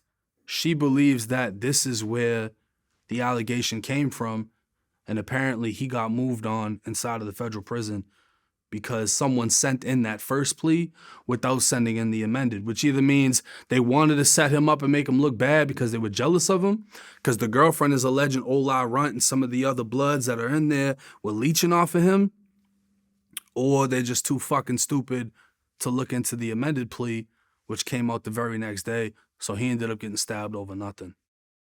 Yeah, I mean, I looked up his case. I mean, I remember that when he got, arrested and convicted. I just don't remember the details, so I had to look it up. And on June 21st, 2021, he was arrested on charges including racketeering, conspiracy to commit racketeering. Mm-hmm. He was sentenced to 7 years in federal prison after pleading guilty to identity theft and possession of an unregistered firearm. Right. 7 years is a lot, but I guess he had a bunch of priors as well. Yeah, and he was facing an attempted murder, or multiple attempted murders when he got sentenced for the Fed case, but that just got dropped too. Okay. So Psycho Bob, what did he go to prison for? Firearm. He got pulled over speeding, and they found a gun in the car. How much time did he get? I think he got 5. 5 years. Yeah, felon in possession. That's a stretch. Mm-hmm. And federal time is what, 85%? 85%, and that's 4 to 5 is like the average for being a felon in possession. You can get up to 10. Okay. So he got a little bit light of a sentence. I'm sure Kodak probably helped him out a little bit with the lawyer. Most likely. But what was the situation with his mom about? There's a lot of shit in the streets where he comes from. Do you remember Wiz the Wizard? Mm-mm. So that was an associate of Kodak who got killed. They found him outside of an abandoned home. So with Psycho Bob, it goes back to these 2 other rappers. I don't remember their names off the top of my head, but one of the other rappers' mothers was previously killed. They ran down on Psycho Bob in a mall. Psycho Bob more or less said, your mama got put up there. Telling dude to his face, your mama's dead. You know what I'm saying? And a lot of people thought or think that that's where the beef originated, that maybe he had something to do with that dude's mother being killed. And then this was get back on his mother. And then there's another rapper whose father was killed. So when Psycho Bob's song Stepdaddy, Psycho Bob hints at he was fucking one of these other rappers' moms. And then he says a lyric in the song saying, heard dude was about 50, got hit up with them switches. Now people are trying to say that's him hitting at some rapper's father that got killed. And then after his mother got killed, someone basically recited that line on Instagram saying, heard she was about 50, she got hit up with them switches. So it seems to be parents are getting targeted in some back and forth bullshit that's been put into lyrics. Yeah, man, that's sad. It's sad as fuck. That's sad because I think what people don't realize in the heat of the moment is like, all right, like, me and you can get into an argument, right? Mm-hmm. I could call you a bunch of names. You can call me a bunch of names. At some point, me and you could have a conversation. We could work it all out, right? Shit happens. I've had beef with lots of people. Me and Italy Chopper were going at it on Twitter for months, and then we just had a conversation. We worked it out. Then we had an interview and we hugged it out and it was cool. But like, if I say something about your woman or your kids, I kind of feel like I'm not going to step back from that line afterwards. Yeah, there's a certain line. It goes because that's someone you have to see every day. Yeah. And you have to explain to that person who you see every day that now you're cool with the person who made them cry that one day. You know what I'm saying? You got to explain, you got to see this person every day, and now you're affiliating with someone who they hate. Yeah. Who got dragged into a situation they had nothing to fucking do with. You know what I'm saying? Like with me, the people that I don't fuck with for years are people who went over the line with me. Yeah. If you talk about me, call me. Now, I've told people, like, look, say anything you want about me. Don't mention my family. And then they wouldn't mention my family. And I never talked to them again. You know what I mean? And this is where people, I think, just get it fucked up, where it's like, just keep it between that person and y'all could probably work it out at some point. Yeah. Start talking about people's mothers. Start talking about people's kids. Start talking about people's parents. Start talking about talking about a mother back in the day was like the number one. Yeah. But now Chicago popped it off. People are dissing dead people. Yeah. So exactly. It's even fucking worse. Exactly. Now. I couldn't imagine being in his shoes. You know what I'm saying? Knowing that the prison chaplain had to come and get him and notify him. And then he just has to, you're in prison. Yeah. At the end of the day, you can't just sit there and cry in front of everybody. So it's... Even though your mother just got killed? I mean, bro, you got to really take shit to the chin. You have an impression to hold on that prison. So you're saying that if active someone's it is. mother... So you're telling me that if you're in prison and you just found out your mom got killed and you burst into tears, people will look at you like you're soft? Yeah. Yeah. Everyone has a mother. Yeah. Everyone can relate. A lot of dudes' mothers in there have died. And they just took it. You just don't see what happens. Maybe they go in a cell. Maybe there is no cell. I don't know. People process things differently. Yeah. That case where I did that shooting and admitted to doing it so that my homie's mom didn't get the Section 8 or whatever. When he ended up going to jail, when they found his print, she ended up overdosing. And I always held that against me because I was like, I just felt like if shit didn't happen how it happened, maybe she wouldn't have been stressed out. Maybe she wouldn't have did as much as she did. And I had a talk with him after, and he said, he didn't hold it against me like I held it against myself. But while he was inside of the jail, when I went to jail, I talked to people that were in the dorm with him, and they said the chaplain pulled him out, told him his mother died, and they said he sat on his bunk and was crying. But nobody tried him. And I'm going to be honest with you, one of the scariest moments I ever had in prison was when I was in confinement with this dude named Tank from Broward County. And he had this female that he loved that was like his high school sweetheart. And he got a letter that she got killed because apparently she had AIDS and gave it to a guy and he murdered her. And this dude was like 6'1", 6'2", strong as shit. And he broke the fuck down in the cell with me in the cell. Mind you, I'm fucking like 19, skinny white kid. Got this dude in here with me, and he's screaming, crying, hitting shit. Now, I don't know what the fuck's about to happen. I don't know if he's about to redirect this shit at me, but there's nothing I could do. But I watched a grown-ass man break down. I didn't look at it as pussy. I looked at it like, damn, I've never seen this. Yeah. But people will take anything for weakness when you're inside of prison. Well, yeah, I just did an interview with John Boxer Mendoza. I don't know if you've seen this interview yet. It's been Bald running. dude? Yeah. Yeah, I've been watching all that. Yeah. So he was a high-ranking member of the Nuestra Familia. Yeah. So what happened was this guy was a shot caller. He was a high-ranking, he was a leader. He had people underneath him, and he had really devoted his whole life to NF. He had gotten stabbed. He stabbed people. He directed people to do violence, sold drugs, done all types of stretches, and he was facing life plus 150 years, I believe. And he was in county jail awaiting for kind of this bigger case to come about. And what he explained in the interview was that his girlfriend was dying. Yeah. Right? She had Lupus. Lupus, thank you. She had lupus, and she was gravely ill, and she was dying. And they were on a jail phone call, and she was just like, yo, like, I'm out here by myself, why aren't you, you love this gang more than I do, and you're not out here with me. And he was like, hey, look, just calm down, I'll think about cooperating, just to calm her down. The prosecutors got a hold of that jail phone call and floated it out to the other NF members. Yeah. Now there's a green light on him. And now there's, and he was like, I was just trying to calm her down. I wasn't planning on cooperating. I didn't cooperate. Yeah, because like, stress is a big Yeah, I'm just trying to lupus. calm her down. She's got lupus, but they weren't trying to hear it. Yeah. They tried to stab him at one point. They X'd him out the gang. And then at that point, she died, his mom died. And he was just like, all right, man, I guess I'll cooperate. And he kind of gave some general statements. He said he didn't cooperate with any particular people, but then at that point, like, he's completely out. I didn't get to that part yet. Yeah, it's not out yet. Yeah, I mean, he cooperated, he got out. Ultimately. He did I think he ultimately did 10 years, and then he got out, and he said there's a green light on him forever. He doesn't go to 49ers games because, he'll run into people that. Yeah, I he mean, got bro, problems with. listening to that interview, he went above and beyond to sacrifice his entire life for that organization.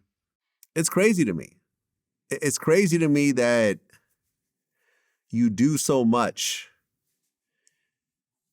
and you try to, it's like you don't actually do anything. Yes, there's a phone call saying you're going to do it to try to calm someone down, but you're explaining to him, like, yes, I said this to her, but I never actually did it. There's no, go ahead, go through the paperwork. There's nothing here. Yeah. And yet the politics of the gang has now labeled you a snitch, and now you have a target on your head. But it kind of makes you think, like, why join a gang in the first place if this is what's going to be the outcome of it? Yeah. You know what I'm saying? Have you seen situations like this happen? Play out? Not like that. Not like that. I mean, Cali is a lot more extreme and a lot more organized. Yeah. Versus like Florida and what I've been around, it's more loose. It's more wild and, you know. But like hearing his story and how strict shit is over there, I'm not really surprised that the green light got put out.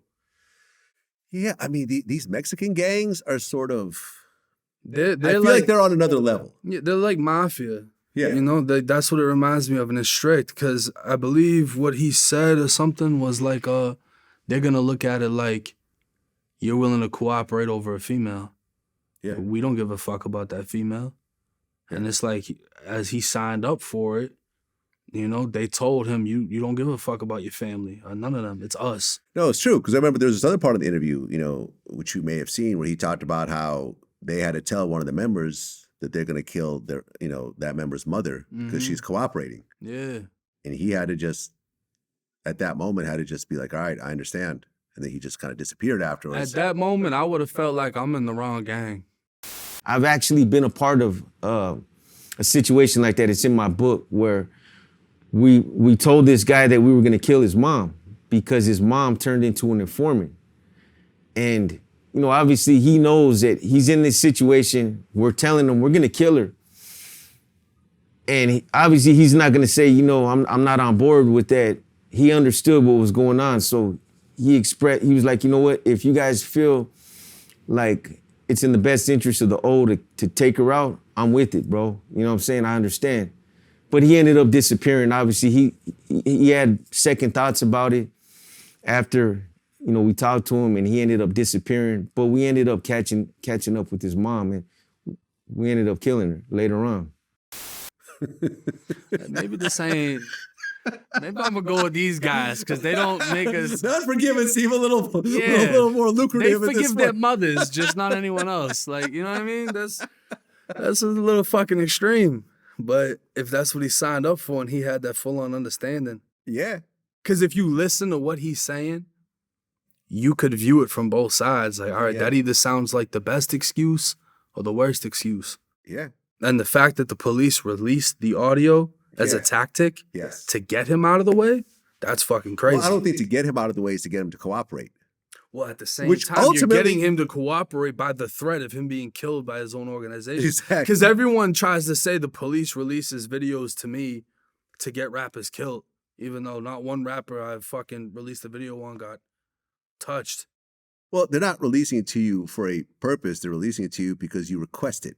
Yeah. It's not like they're calling you up and say, hey, I got something for you. Yeah. You know what I'm saying? We got You know what I'm saying? So-and-so. They think it's some fucking secret organization or something. Illuminati. Yeah. No, man, listen, it's wild to me. And, you know, we talked about how I was talking about this one scene in American Me about how that one guy, Puppet, had to kill his own brother because he had basically gotten the leader locked up. And he was like, you know, did you have situations where your own gang, people in your own gang had to get stabbed? And he said, all the time. Yeah. All the time. You give someone an order and they don't follow it, they're going to get stabbed for not following orders. Well, that I'll say I have experience with because I had a green light on me. For what? At the first adult prison I was at for being white. Just for being white? Just for being white. Didn't matter who I knew, didn't matter who I was connected to, just for being white. A subset of the Bloods put a green light on me. Okay. 2 weeks passed, nothing happened. So another guy came to the prison who kind of took over as the head of everyone for the Bloods. And the two dudes that were involved in putting the green light on me went PC. Because it was basically like, oh, he's a white boy? Why y'all ain't stabbed him yet? Oh, but you know, his bunkies a king and they fuck with him because he did a mission with them and, you know, he got a knife too, and so why y'all ain't stab him? Oh, well, you know, da, da, da, da. So he pulled me into a room with 2 other homies and was like, look, I'm taking over. You can either get with this program or do what you want to do. I'm like, man, I'm with the shit. Fuck, I'm with the shit. He's You're like, already all in right. blood at the time. Yeah. No, but it's just he wanted to reprogram how the homies was moving at that prison. He wanted to reorganize it. Right. Because the 2 dudes that put the green light on me wanted to be the big dogs when they really weren't big dogs. They just had the numbers in that little subset. But the green light ended up getting reversed and put on them because they never popped on me. I mean, how does leadership really work in prison and gang Violence. situations?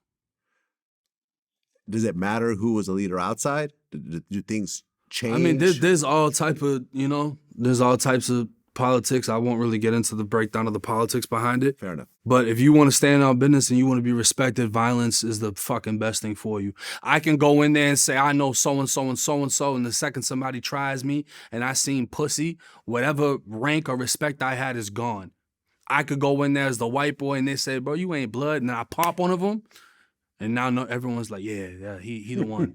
That's him. Never mind. You know what I'm saying? Like, no, he white, he blood, yeah. All right. That's what it is. Well, Foolio just got shot. Yeah. You seen the picture? I saw the picture. That's fucking nasty. Me and him talked today. Yeah. I'm not going to go into everything that we talked about, but the one thing I said was like, listen, man, if nobody else says it, get the fuck out of Jacksonville Yeah. and don't come back. You got kids? No. Well, you will at one point, and you're going to see that you have something to live for. Yeah. I'm 50. You know what I'm saying? Like, you're like half my age. There's a whole lot of dope shit ahead of you that you haven't experienced yet. Yeah. And like we fuck with you. You know, we did 2 interviews with him. I did one of them. You know, one of my interviewers did the other one. But like, I like the guy. You know what I'm saying? Like, I like his music. I like his personality. I don't want to see someone who I sat down with be hurt because they just keep lingering in this area or people are trying to kill them. I think it's a mental health thing. What do you mean? He's lost a lot of people. Yeah. And I think it can be any situation that you're in. You could be stuck at a job, but for me, when I was in prison, sometimes you just wake up and you don't give a fuck. And you're just tired of doing the same shit. And you might start some shit. You just might wake up and be like, hey, you know what? Man, fuck y'all. And just diss a whole gang and start some shit just to make something. So if he's putting himself in dangerous situations, like, man, you know what? Fuck it. You know what? If I'm gonna die, I'm gonna die. You know what? If this, I think it's a mental health thing, bro. Because for people involved with shit like that, like, that's not normal to have all your friends get killed in crazy ass ways. It's not normal to be shot at so many times. Like, that's not regular shit. So when you start looking at the Lil Durks and the G Herbos and people that have lost 20, 30 friends, you gotta question how they keep it all together. You know what I mean? And I just think it's that recklessness is a part of not being there all the way and not having the right people in your ear. Yeah, I mean, I remember there was someone said something. I remember, well, it was a personal conversation I was having with someone. And I don't exactly remember who it was, but it was someone that was cool with Dr. Dre. Mm. And he said, you know, Dre, me and Dre were talking one day, and Dre said, they can't see you, they can't touch you. It's just that simple. Yeah. Dre doesn't hang out in Compton. Dre doesn't go to the hood. Dre doesn't go to other people's studios. Dre doesn't even go to fucking parties or clubs. Yeah. If you want to work with Dre, you go to Dre's house. Or you go to Dre's personal studio that he owns. You know what I'm saying? Dre had lots of beef. You know, I mean, listen, Terry Carter got killed on the set of, Straight Outta Compton. Dre wasn't there. Another person got shot on the set of Straight Outta Compton. Dre wasn't there either. Dre might show up, boom, what I gotta do? Okay, sign some paperwork, I'm out. And my point is that if you keep hanging out in this area where all the violence happens, it will eventually catch up to you. Yeah. You know what I'm saying? Like, I live in a gated community. Yeah, something can happen to me, but they're not going to be able to drive off afterwards. Yeah. In order to get into my community, you need to drive up, have a driver's license. You know, like if I'm getting some food delivered and the person forgets their driver's license, I got to go down to the gate and go pick up my food. You can't get in. I live in a penthouse, so if you want to get to me, you gotta go through some fucking shit. Sniper with a helicopter or something. Like you're not just. You know what I'm saying? Like you can't get in. I don't hang out. I don't. You know what I mean? Like I remember when what's the name of the rapper who got shot at the Roscoe's? PNB Rock. PNB Rock, right. So like for example, when PNB Rock got killed at the Roscoe's in South Central. The first thing I thought was, what the fuck are you doing at the Roscoe's in South Central? Like, there's a Roscoe's in Hollywood that's in a nice residential area. No shootings go on over there. Like, it's safe. Even the one in Inglewood is relatively safe because it's right by the freeway and it's not like in the hood or whatever else. Like, it's, it's right there. But like, you go to the Roscoe's in Hollywood, you got a bunch of jewelry on, you're pulling up in a nice Benz, everybody's broke.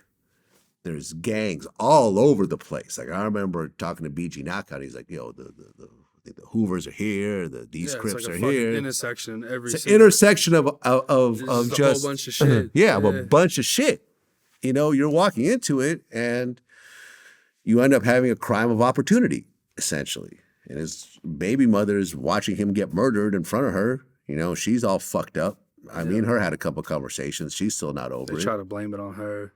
Yeah, but I don't think it was, because they're like, oh, she dropped the location or whatever else, but it wasn't that. They were already waiting. They weren't even waiting. They were just hanging out, and they just see this rapper with a bunch of jewelry show up. And it's like, well, okay. I recently went to DR, and I actually wore the chain and everything. And, it's different over there. Yeah, I've been over there. It's real different. Yeah, a few times. Yeah, what part did you go to? I went to Punta Cana, I think. That's like the resort type. I was in Santo Domingo. No, I was in Santiago. Yeah, I don't think I was there. It's like the country. It's just different. So when I went over there, I'm like, oh, this is the hood. And like my friend had people over there and we had guns out there and everything, but it's fucking different. It ain't really, you don't really want to flex on people that don't have it because you're kind of asking for it. That's just different. Yeah, man, listen, I remember we were filming music videos in the favelas of Brazil, Rio de Janeiro. And if you know the favelas out there, the cops don't go up there. Yeah. It's too dangerous. It's controlled by the gangs. It's controlled by the drug lords of that gang. And there's only one entrance because they're all on these hills. Yeah. So you go up into this hill and we had a pass from the drug lord of that favela. And I remember as we're pulling up, there's kids on the roofs with rifles. And I'm like, okay, this is some other shit that I'm rolling into right now. Yeah. Like 50-year-old Vlad wouldn't go. But, 30-year-old Vlad was still a little wild. And, doing this type of shit. But like, we're going up into these hills, into this town, and kids got rifles that are on the lookout. And I remember the cameraman pulls out his camera just to film, and one of the kids sees the camera and he cocks his gun, and like the guy that was with us, that was from there, was like, no, blah, blah, blah. He started like speaking Portuguese to the guy, like, no, we got permission, blah, blah, blah. But it was like, there was this moment where it was like, yo, we're about to get shot. We're about to get shot. This fucking favela. There's no police. They're going to bury me under a house somewhere. My family will never find the body. It was really like, yo, I'm working this shit out of my head. I'm like, we're not in America anymore. This is really a whole different situation right now that we're in. Yeah. You know what I'm saying? And I remember they did a second day of shooting and I said, I'm good. I'm staying at the hotel. I'm not doing this shit again. I did it once. I'm done. It is what it is. And yeah, third world countries, you don't fuck around. Yeah, no, we were outside at this like river and we got shit with us, and the police came up, and they jump out of the truck. They got M16s and shit, and the owner came, and he was like, yo, they're here to make sure you're good. And then we were told, like, look, you're either going to pay them for standing there, or the second y'all drive off, they're going to pull y'all over, search y'all. If they find anything on y'all, they're gonna want like 5,000 per person. So we more or less, they stood there with their guns, made sure we were straight, but then we had to break them off before we left the situation. Cause we got our own situations out there, you know what I mean? So it was like, it's different out there. And even city-wise, how you said, cause me and you spoke about the wall, where you got all the cities on the wall. I'm like, how come Boston ain't up there? And you were like, well, Boston ain't really a hip-hop city. Yeah. I thought about it, I'm like, yeah, that's kind of why I live there. Cause Yeah. I don't really got to worry about shit going on there. You know what I mean? Yeah. You don't really got too many, you know? I mean, look, the only time I have ever been robbed, like an armed, well, not armed robbery, well, somewhat of an armed robbery, was in Mexico by the police. I was coming back. It was in Cancun for like I forgot what weekend it was, Jazz Fest or something. We were all in a club. Well, it was two of us, right? Me and my man Carlos were in a club. We both got drunk. We got separated, so I couldn't find him. So I'm walking back to the hotel by myself. Got my shirt off. Next thing you know, the police roll up on me. They grab me, throw me against the Jeep, start frisking me, find my wallet. And the only thing I'm thinking is, don't end up in a Mexican jail. Yeah. That's the only thing on my mind. I said, I'm not resisting. Y'all can do what you want to me right now. I'm not going to talk, whatever. They pull out my wallet, take all the money out my wallet and put my wallet back in my pants, drive off. Yep. And I'm sitting there going like, there's absolutely nothing I can do about this right now. At all. I'm not going to go down to the police station because they're not going to do shit. Yeah. Because it's the police that robbed me. They're going to take even more shit. They might arrest me again. Yep. You know what I'm saying? It might be I might show up and it's the cop who fucking robbed me, right? But that's what's so wild. I feel like how it is out there is how it used to be here. At one point, we got body cam. Like, you can't just pay cops off. But out there, yeah, you get pulled over with something, you got some money on you, yeah, the whole situation goes away. Well, I mean, hold on a second. This is not confirmed yet. So, that Tekashi just assaulted somebody in, where the fuck was it? I think it was in DR. I think it was in DR. Yeah, seen on in this DR, side. yeah, there we go. So apparently, he's facing 10 years. And he can't fly to the U.S. Yeah, they gonna want some bread from him. He's being detained. They know he got it too. They know he got it. Yep. He gonna have to come off that. Cause if they're pulling a regular motherfucker over, like, yo, we need 5 bands per person, they're gonna get a few hundred out of him. Yeah. So apparently, yeah, he's, but they're saying he's gonna, he's facing 10 to 15 years, but they're saying he's gonna do at least a year. In DR. That's what they're saying. I don't know if it's true, because this is just a DM that I got. But apparently there's a whole video in Spanish that kind of breaks it all down. I can't speak Spanish, so I can't verify it yet. Yeah. But according to this guy, he and I'm looking through this DM right now, and it's like, because the whole thing was caught on camera. I mean, I don't know though. Would he be good? Because he's like a celebrity, and they seem to embrace him over there. Like, they don't really care about the snitching shit. Now he's running around with the DR version of Shawty, fucking people up, and I don't know. It clearly has not learned his lesson. Nah. Clearly it's not. I mean, I guess he's going to snitch on all them as well. This guy here, I can tell you where all his guns and drugs are. And, and he was... He put me on the scooter. It's just different. I don't know. Yeah, I mean, you would think after snitching on everybody and beating a federal case where he was facing 50 years or some shit in the worst case, that you would just go straight and narrow. But nah, he likes the power. Money gives you power. Makes you feel tough. I got money. Do you see me doing anything to anybody? You got a better maturity level than he do. Yeah. I think he might feel like he got to compensate for something. And, he wants to have that. Because you heard him, like, when he does these interviews and he's yelling and he's fucking hitting the vape hard as shit. Like, he truly believes that he's, you know what I'm saying? But he gets his car pulled and it fucks him up. Didn't you talk to the dudes that jumped him? Did I? Or am I confused? Oh, yeah. The Kings? Yeah, exactly. Mm-hmm. So what ultimately happened with that? Well, I didn't talk to the son of the father. I talked to the one that was arrested and the case was dropped. Okay. But I ended up talking to the father, who's the main guy on video whooping his ass. I was speaking with his wife. And they dropped the robbery and I believe they got like a year probation for the assault. So they're good. They're good. Yeah, the father wanted to do an interview and everything. Oh, So, the one who actually the one that's assaulted him. actually on camera getting shit done. Yeah. Why did they do it? I don't know. I mean, there's some rumors, but you know, I think maybe Tekashi was throwing up the wrong hand sign, or you know, possibly being disrespectful to them in a sense. I mean, why would they record it though? The clout. And then put it out. The clout. The clout. The clout, yeah. The clout. I mean, there's a message behind it, plus everyone knows they're gonna see it. And I don't think they were the ones really like solely recording. I think everyone started recording. Well, no, it looked like it was just one camera. It looked like they were like in the bathroom or something, or something. I don't know if that guy was with them though. Yeah. I mean, look. But once the camera comes out and the adrenaline's flowing and you got fucking 6ix9ine on the floor in his boxes, it's like, hey, fuck it. Yeah. Now, I mean, with the Foolio thing, because there was a whole thing about Young and Ace. And there was like a video of Young and Ace where they were saying that he's cooperating, but Young and Ace showed the paperwork, you know, saying that it wasn't cooperation. So what exactly is the story behind that? Because I don't know. And I'm, you know, shout out to Young and Ace. I've interviewed him before. I'm cool with Young and Ace and Foolio. I'm not in the middle of none of this shit. You know what I'm saying? But do you know the story behind this?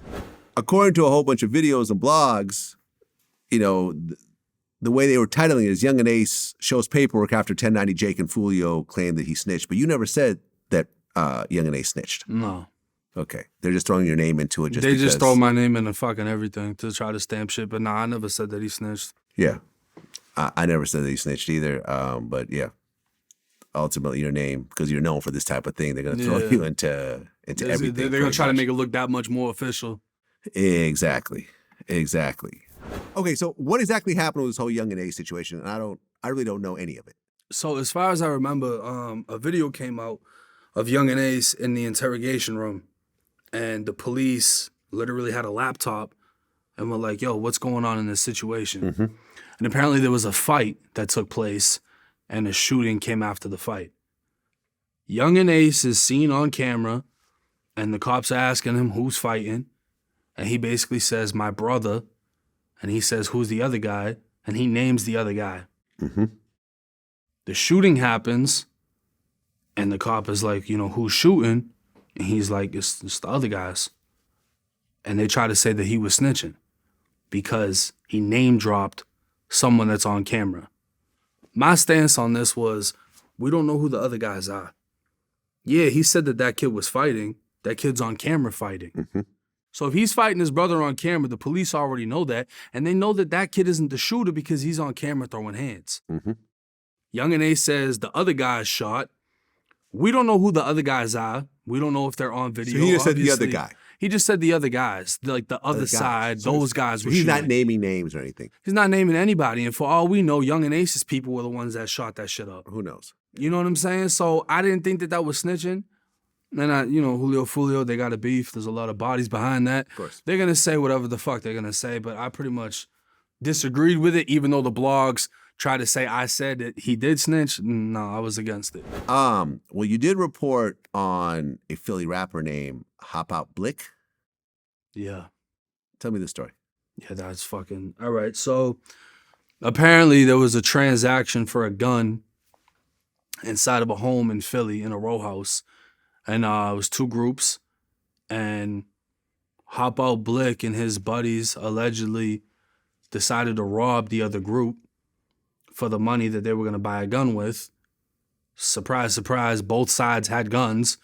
They end up pulling them out and having a fucking Philly shootout. I think it was 3 people got killed, the youngest being 14 years old. One was left inside of the doorway, another one died on the porch, another one died on the sidewalk.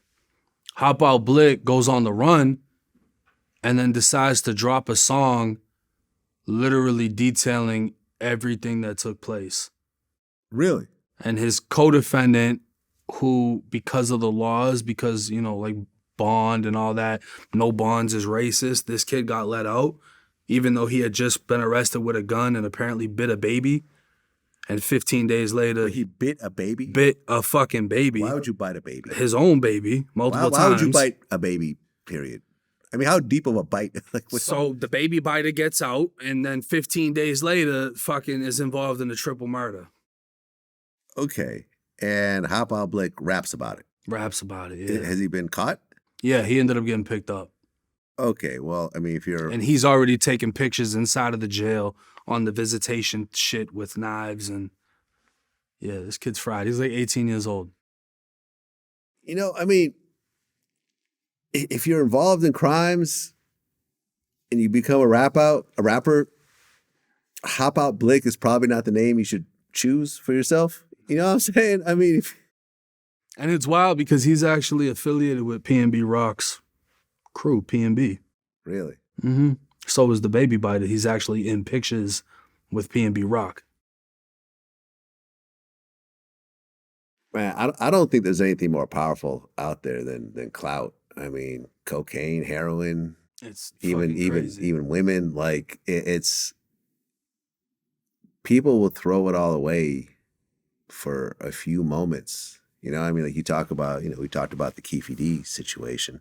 You know, when people ask me why do you think he wrote this book and did these interviews, if you want to know my honest opinion, is that when Greg Kading released the audio footage, and now keep in mind, Kading had a secret recording of this proffer agreement. Mm-hmm. You know, Keefe thought he was just talking to him and, you know, this is just a private conversation and it's going to be buried somewhere. Greg Kading had a recording device on him and he pulled it out. And when they asked, you know, do you think that's fair? Kading said, anyone who is giving any sort of testimony shouldn't assume that this is going to be private. Yeah. You know, point blank, period. But my point is that the reason why I think Keefe did it was when this came out, everyone's calling him a snitch and a rat and everything else like that. And he wanted to clear his name. Yeah. That's what I think the underlying reason is behind it all, is that he wanted to tell his side of the story and prove to the world that he's not a snitch. But in the process, you're placing yourself in the scene of a very gruesome crime. And telling on yourself. So when I hear these Hop Out Blick stories about rapping about killing 3 people when 3 people really got killed it's just mind-blowing to me. I just don't get it. Because if I kill somebody, you will never hear me talking about it. And he has some detailed, gruesome lyrics, especially about the 14-year-old. So it's like, it's crazy. Yeah. Well, what was the deal with Crip Mac's fake dad? Yeah, that's clout. That's that drug. That's that addiction. Okay, so shout out to Crip Mac. I've never met him personally. Shout out to Crip Mac. But I know that you know, he's a mainstay on my man Adam 22's No Jumper podcast. So, you know, me and Adam are actually good friends. But I've never met Crip Mac. So what exactly is the story about? I mean, they look alike. Apparently, Crip Mac's mother went to school or something with Crip Mac's dad or something along those lines. Like they know each other somehow. But the fake Crip Mac's dad is just literally some guy from Gary, Indiana, who somewhat looks like Crip Mac and basically rolled with it because people were commenting it. And he saw the potential of getting clout from it. So he started making videos basically disrespecting Crip Mac, this, that, and the third. Lupe, shout out to her, that's Crip Mac's homegirl. Mm-hmm. She brought it to my attention. I decided to look into the guy and come to find out he fucking cooperated and told, and, you know, he told in a pretty big fucking case, wherever he's from. But he still considers himself an OG vice lord from Gary, Indiana. And he now lives in Las Vegas. So he just put himself in a situation that really had nothing to do. He brought attention to himself that he shouldn't have, yeah. Yeah. Clout. It's a hell of a drug. It's addicting. Someone named J-Dog from Houston basically sent a warning out to you about exposing rappers. To me? Yeah. You heard about who this? That is. Let me just play it for you. I thought maybe you might be familiar with it, but about a 1090J where he's exposing everybody who's telling. Do you rock with that, or do you feel like you're not our race, you need to stay out of it? My nigga, you done made your whole success off of this. You know what I mean? Like, nigga, You done blew up, they gonna hurt you, boy. Yeah, but it's late, same time. You know what I mean? Same You time. You can't keep benefiting out of all this shit. They gonna hurt you, man.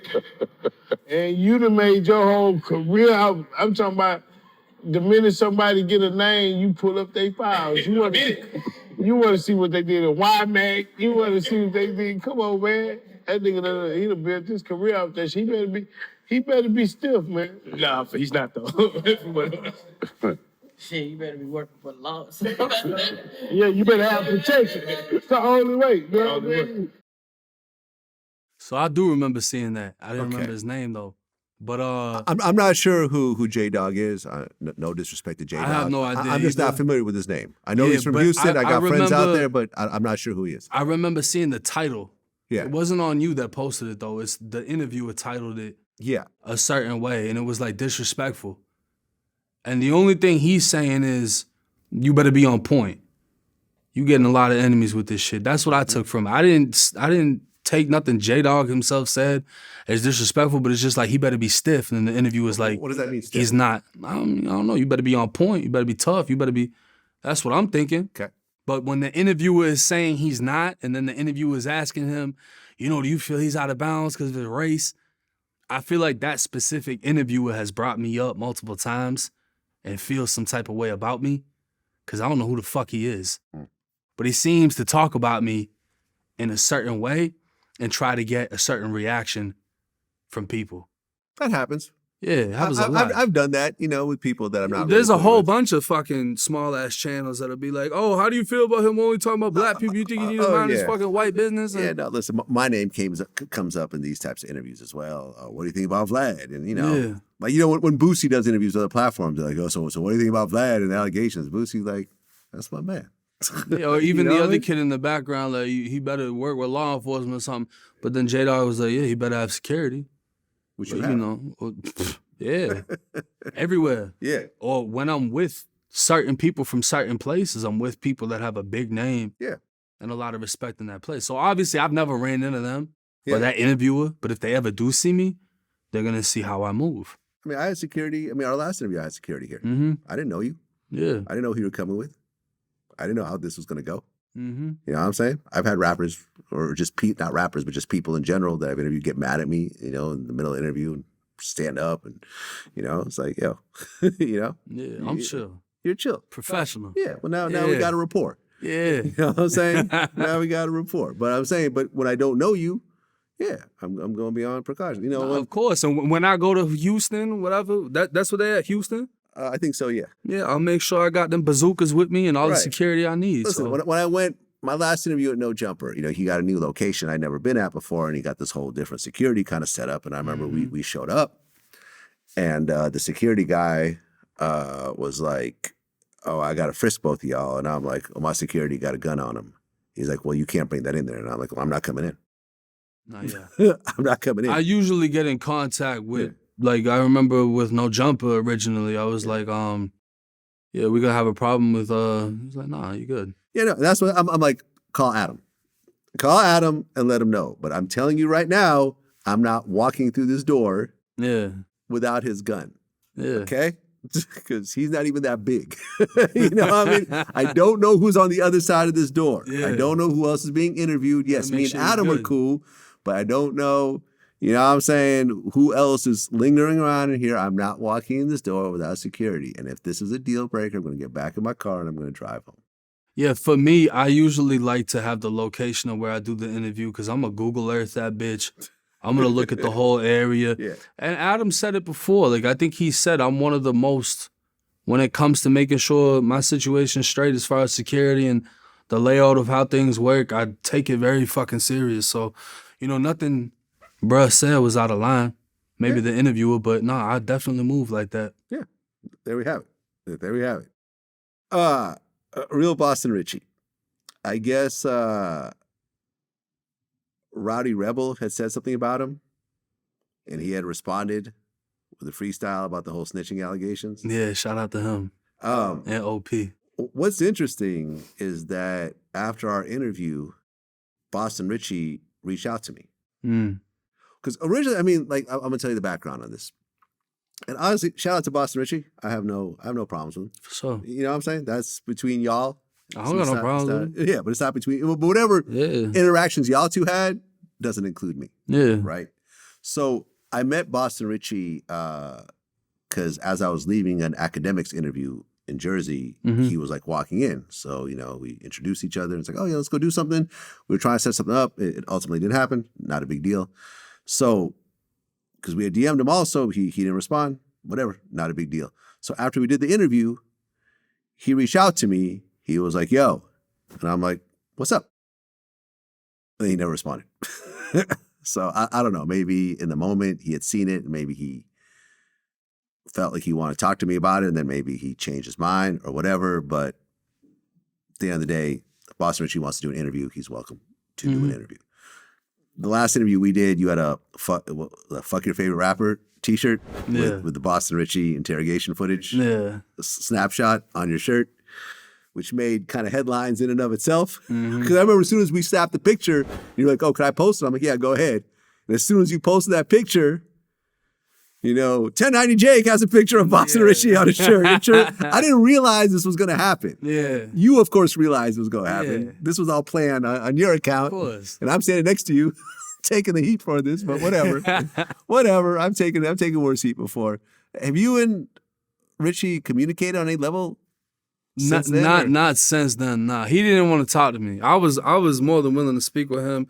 I told Ak we could have a sit down in person, all type of shit. But yeah, I mean, I'll say this: him and his team are very good at damage control. Okay, they're very willing to spend money. Meaning what? They'll pay motherfuckers to do all type of shit, such as like clear shit, take this side, fucking. They paid internet lawyers to say shit they wanted. He paid his co-defendant that he told on to say he never told on him. They be dropping bags. He's got a lot of bread to try to sway people his way. Well, he got signed to what? Epic Records? Something like that? I don't know.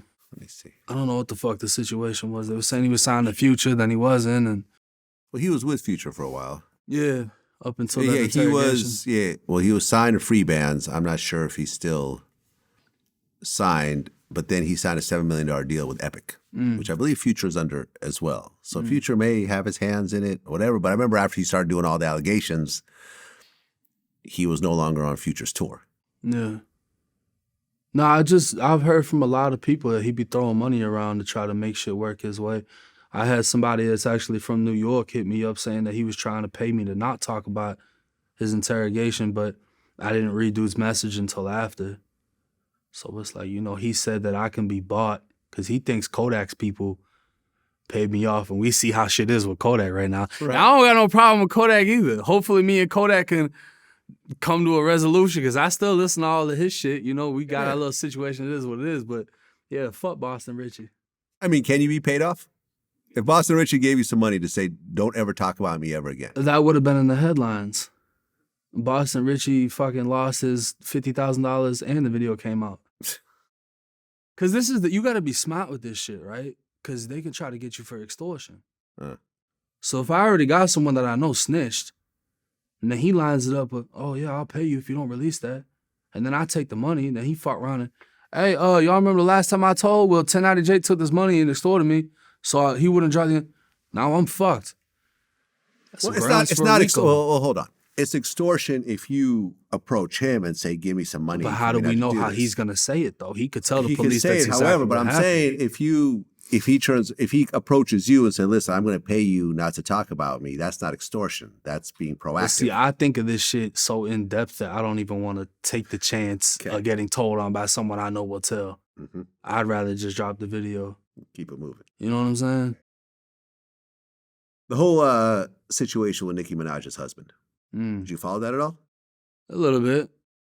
So Nicki Minaj's husband, who's a registered sex offender. That's crazy. It is what it is, right? Yeah, because like that's the title, but he's also supposed to be a gang member and everything. Okay. Well, he's also a registered sex offender. You know, I don't know what gang he's in, but apparently it's a gang that they're okay with registered sex offenders. I have no idea. It's still a little crazy to me that someone of her caliber would marry and have a child with someone where you everywhere you move, you have to go and register in the city. Like I don't even, me and academics were talking about this yesterday. I'm like, when their kid goes to school, I don't think he can drop off his kid at school. Because you can't be around schools, right? Because you're a registered sex offender. So because of this thing that hangs over him, when they were at the VMAs, Nicki, her husband, and he brought all his crew with him. Cardi B and Offset were there also.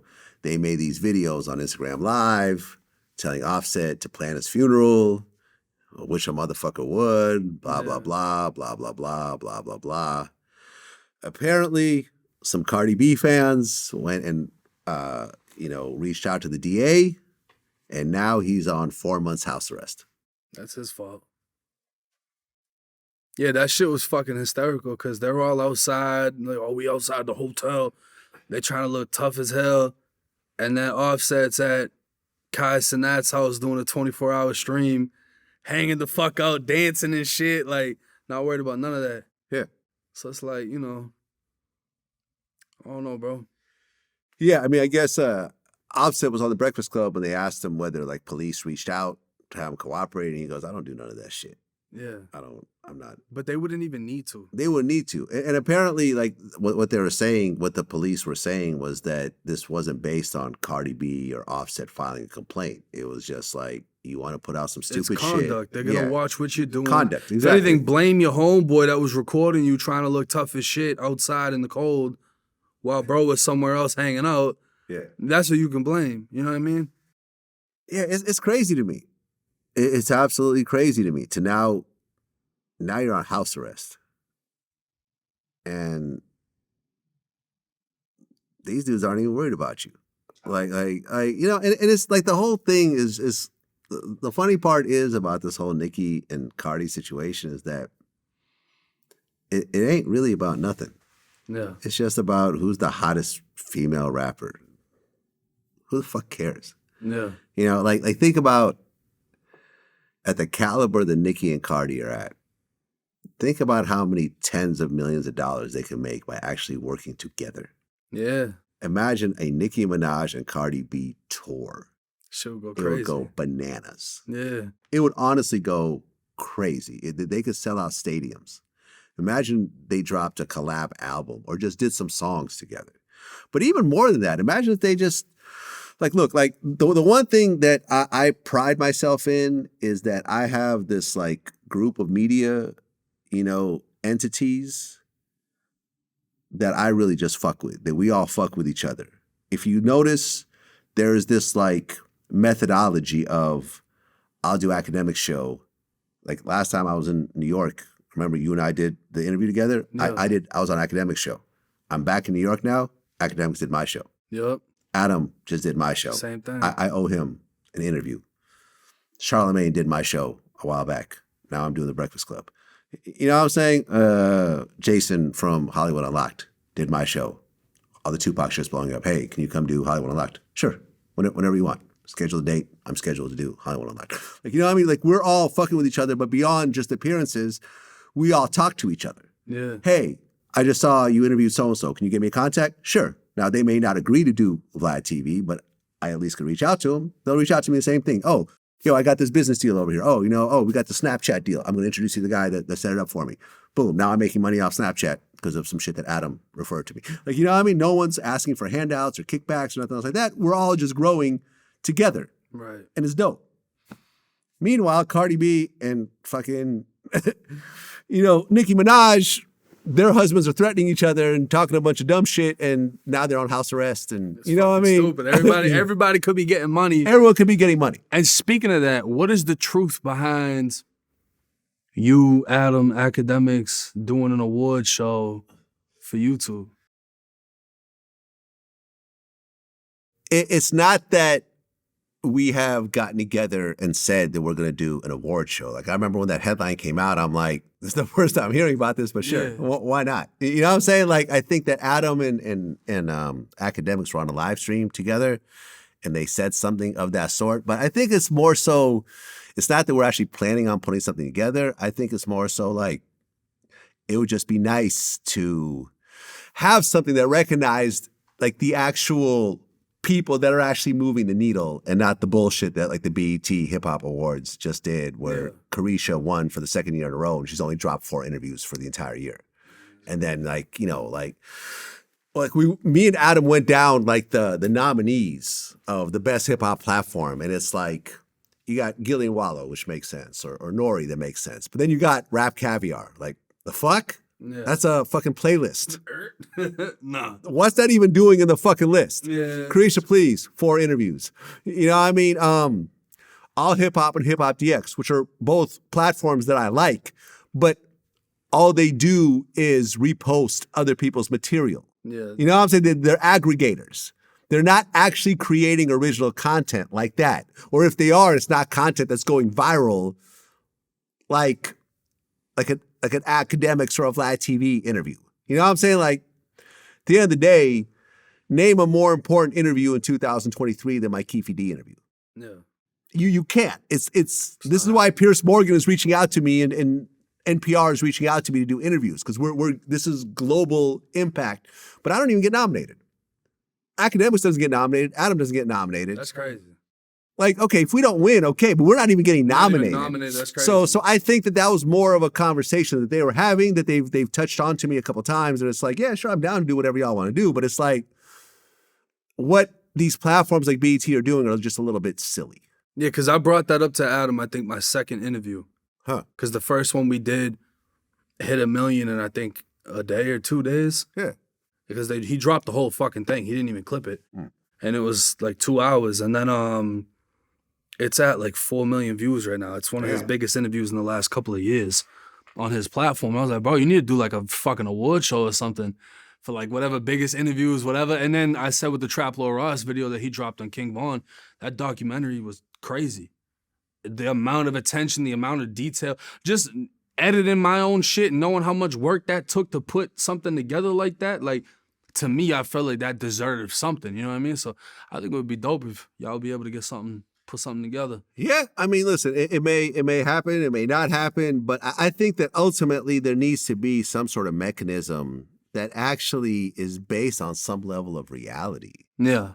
At least look at the views. Because Carisha got something to do with BET, doesn't she? Well, she's dating Puffy. Okay. So, yeah, you know, that part.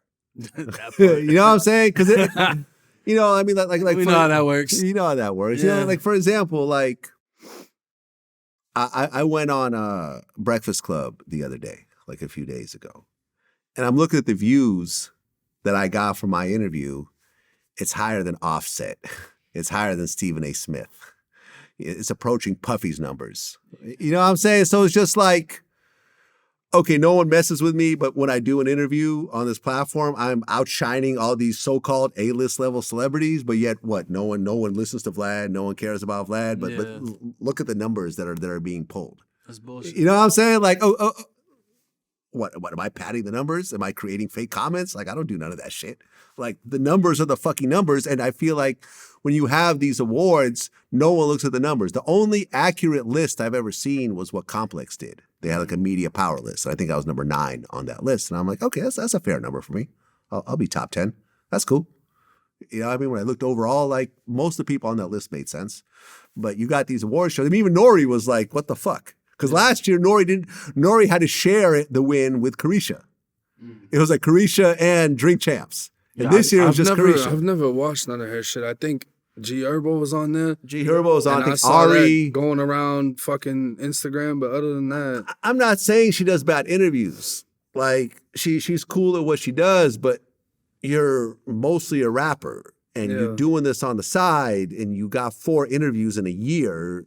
You're competing against people, you know, I mean, me and Joe don't get along, but Joe puts out a lot of work. Yeah. It's like, okay, it makes sense that Joe Budden's on that list. Like, I get it. Like I said, me and him don't get along, but I'm not going to take away from the work and the impact that he has. Yeah. You know what I'm saying? Like, Drake is affected by what Joe was saying. And, you know, Charlemagne, you know, Breakfast Club should be on that list, which it is. Yeah. Charlemagne is affecting how things are moving.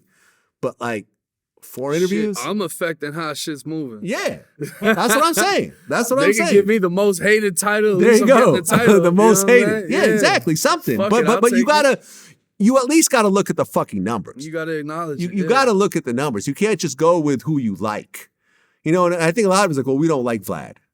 So we're just not going to add him on the list. Well, fuck it. We got to. You know what I mean? Or Vlad's white. So it's a BET award. So we're not going to put him on the list. But like, look at like, you know, I've interviewed Smokey Robinson this year. I've interviewed Dominique Wilkins. I've interviewed, you know, Leo Cohen. The interview's coming out. You know, Leo is like essentially the most powerful human in the music industry. He's the head of YouTube Music Global, right? You know, you don't just get there. You know, I'm interviewing people of this caliber, and yet I'm not even nominated. Yeah. So it's just a little silly. But I just assume that that's just the way it is, and I keep it moving. You know, I'm not the one that brings it up. Well, one of the first people that you exposed on your platform for cooperating was Spot 'em Got 'em. And Sean Cotton from Say Cheese said that Little Durk returned $100,000 to Spot 'em Got 'em after your snitching allegations. Yeah. You heard about this? I think that was before I came out with it because the news did break before me. Mm-hmm. But yeah, I heard he gave that money back. Little Durk is serious about the snitching thing. Yeah. His dad, I guess, went away because someone snitched on him. Mm-hmm. And he felt like his life was affected because he didn't have a dad around. So he's just very deeply rooted into not working with snitches on any level. So I guess if there was an allegation that had some sort of feet to it, that's a big bag of money to give back. Yeah, Durk hit me up. Oh, really? Yeah. What did he say? Just basically like saluting me on what I do and hinting at a possible like collab type, you know? Put me in a video or some shit like that, but he was just more or less saying he likes what I do. Yeah. So did Boosie. Yeah. Remember, Boosie saying that is what's made me say, yeah, I'm going to do an interview with Ted Jake. Yeah. Shout out to Boosie. Shout out to Boosie, man. That's my man. That's my man. The YNW Melly case. You been following it? Yeah. What's this whole witness tampering thing that's going on? All right. So this is fucked. YNW Melly has allegedly been communicating with other inmates, having them send messages back and forth. Okay. So there's an alleged blood in the Broward County Jail who claims to be a high-ranking blood. He just did 15 years, got out for like a year or two, and then apparently murdered somebody. Melly has been passing along messages or kites to him. They searched this guy's cell and found the phone numbers of Melly's manager, Melly's co-defendant, Bortland, and Melly's girlfriend or ex-girlfriend. So this guy was making calls to all of these people, giving messages allegedly from Melly. They have the transcripts of him speaking with Bortland, passing along the message, more or less telling Bortland to tell the girlfriend not to come to court, do what she's been doing. And Bortland's like, yo, I don't even want to talk about this. Like, I don't want to hear this. And he's like, no, let me finish. He said this, he said that, and tell her I'm going to eat her pussy like ice cream when I get home. And this is on a jail phone? This is on a jail phone. So that blood actually got hit with witness tampering for doing this shit. Okay. But Bortland got hit with witness Melly, tampering as well. Bortland, and the other guy that's in prison. They're facing a possible, I don't think they could do death for this, but it's a capital offense. When you tamper with a witness in a case, the punishment is the equivalent to whatever the punishment is in the case. Whoa. Because they have a capital murder where the max is either life or death, dude that was relaying those messages is now facing a capital crime and the same amount of punishment as Melly and Bortland. Sheesh. This is why I didn't expose the detective until after the trial was ended, for the period of time it was ended for. Because I didn't want that detective to say, hey, I don't want to come to court anymore. 1090 Jake just exposed who I am. So I waited until he was done coming to court. Because you could have been witness tampering? I don't know. You don't know. I mean, if I fucking expose them and this dude's coming to court with a mask and shit, and then he's like, I don't want to come to court anymore because of Jake. Right. I don't know if that could have been a potential thing. Right. So I waited until all that shit was over with, and then it came out. Right. That wasn't me going to court with a mask, right? No. Because people are like, that's Vlad. Nah, that was Danny Polo. He's a Cuban from fucking Miami. I'm not Cuban. He's got a ponytail and a beard. No, my hair's pretty short. I do Yeah. have a beard, though. Well, there we go. It's the beard. The beard connection. That shit was crazy. Everybody was trying to figure out who that That's was. Vlad. but, That's definitely DJ Vlad. yeah, Like, and his wife is who exposed him. That's Why? the craziest part. Because she's the one that had his pictures. Uh-huh. So her phone number was publicly available because she's a real estate agent. All you gotta do is Google Danny Polo's name and his information pops up, his wife pops up, his address pops up. Wow. So I don't know how he's hiding his identity. And then with his wife's info, her phone number, she's a real estate agent in Miami. You put that in on Cash App and her picture with him and the baby pops up. Sheesh. And then you type in the number on Gmail and then another picture pops up. And then you go on his family's fucking Facebook and there's more pictures. Yeah. So they really can't blame me. Your whole family exposed you. Yeah. You know? That's crazy. I mean, because at this point, there is a retrial. Yeah. I mean, the first trial ended in a hung jury. And now this retrial. Was there something about the prosecutor stepping down or something? I heard she got removed. Huh. Yeah. I heard There she should got be another removed. prosecutor, though. They're going to have to do another one, yeah. And the crazy thing about the witness tampering, it was actually Danny Polo who discovered it. Because there was another rapper named J Hulk who got indicted on RICO charges. And they found out J Hulk was communicating with someone on Melly's behalf. And that's what caused them to more or less request a whole bunch of phone calls for like a 12-month period. And they started to figure out who Melly was communicating with. Then they got the fucking video cameras from inside of the jail of kites getting passed from Melly's cell to the orderly outside the cell into another cell unit. They got the video of all this shit. It's ugly. I mean, look, I understand from Melly's point of view, like, look, you're facing is a death sentence still on the table? If they can prove he's a gang member, but they haven't yet. But I think it is on the table. Okay, so you have a possible death sentence in the worst case, but in a, if that doesn't happen, it's still a life sentence or a football number type of sentence. Why would someone who knows that go on a jail phone and start to talk to witnesses? Like, knowing that it's recorded. Well, knowing 100%. Apparently they tried to use Rihanna as a nickname. And they thought that was fucking, I don't know. I mean, bro, they fucking went in Bortland's house and apparently found a piece of paper describing the jurors. Yeah. Even though Bortland had never been in the courtroom with them present. Yeah, I don't know why the fuck they would do something like that. There was transcripts that Bortland was talking to this alleged blood member, saying that other blood members on the street were questioning YNW Melly's cooperation.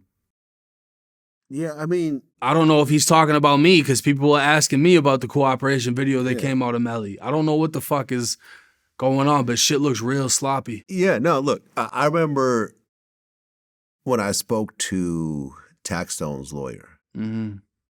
And, me and Taxstone are friends. So I've always been pro Taxstone. I had an interview that I kept for 6 years that I just recently put out because that was his last interview. It was like a few days before he got arrested. Yeah. Because I just didn't want anything in there to possibly hurt him in the case or be used against him in the case. So me and Tax were in communication. Me and his lawyer were in communication during the actual trial. Because, Taxstone wanted to do an interview. So I called his lawyer up. I'm like, yo, listen, Tax wants to do an interview. I don't think this is a good idea. He's like, this is a horrible idea. And I remember Tax was even lightweight mad at me for a second because I said, I'm not going to do it because your lawyer's telling me not to do it. I'm not going to go against your lawyer, even though you're telling me. But ultimately, when he was found guilty, and I guess he was given 35 years, what the lawyer told me was, look, there's no real footage. I mean, the footage is very kind of crazy and you can't really tell what's happening, in the room during the shooting. Troy Ave taking the stand it was kind of like a whatever situation because clearly Troy Ave is going to say what he's going to say and so forth. But he said what really fucked him up was that Tax got a little too comfortable with his phone in Rikers. Yeah. And he was sending like telegraph messages to people. And in some of those messages, he was talking about the actual incident. They captured those messages and presented them to the jury. And he said that he talked to a jury member on his way out, and the jury member said, that's what caused us to find him guilty. The other stuff we were kind of prepared to kind of look over, but that right there, because it's in your own words. Once you start saying things in your own words, thinking that nobody's listening, that's what really fucks you up in a court case. You're fucked. I mean, what's fucked up about the Melly case is, it's normal for you to have someone pass along messages, but not to the fucking witness. And then not only that, they took away all of Melly's rights to communicate. He wasn't allowed mail. He wasn't allowed phone calls. So the only thing he could do was that. But I guarantee you, nobody thought they would get charged with what they just got charged with. Yeah. Because it's going to be damn near impossible to dispute it. And the punishment that comes with it is a fucking life sentence. Yeah. But listen, I like Melly. Melly is an artist, and I hope he's able to beat it. It was kind of what I felt disappointing after having a hung jury that they still wouldn't give him a bond. Yeah. You would think that with a hung jury, that's at least a reason to give someone a bond. Yeah. I mean, he just beat a whole murder case. He didn't beat the murder case, but they were unable to convict him for a murder case. So that shows somewhat of a doubt in terms of his, innocence. So why not at least, put an ankle monitor on him, stick him in a house somewhere and let him at least enjoy his life a little bit. But they're not fucking around over there. They're retrying the case. They got the witness tampering. There's so much shit shit they fucked up on. I mean, I think it was 50 Broward County sheriffs just got hit with doing PPP loans. Like Broward County itself is just fucking up in so many different ways. So I don't know. I feel like the case is gonna fall apart again. The prosecutor had a hot on for Melly. She just got removed. I don't know who they're gonna replace her with, but only time will tell. And I think the trial starts next week? Yeah, I think so. So is he now has a witness tampering charge on top of his other charges? Yeah. Shit. Yeah, so now he's facing life for that.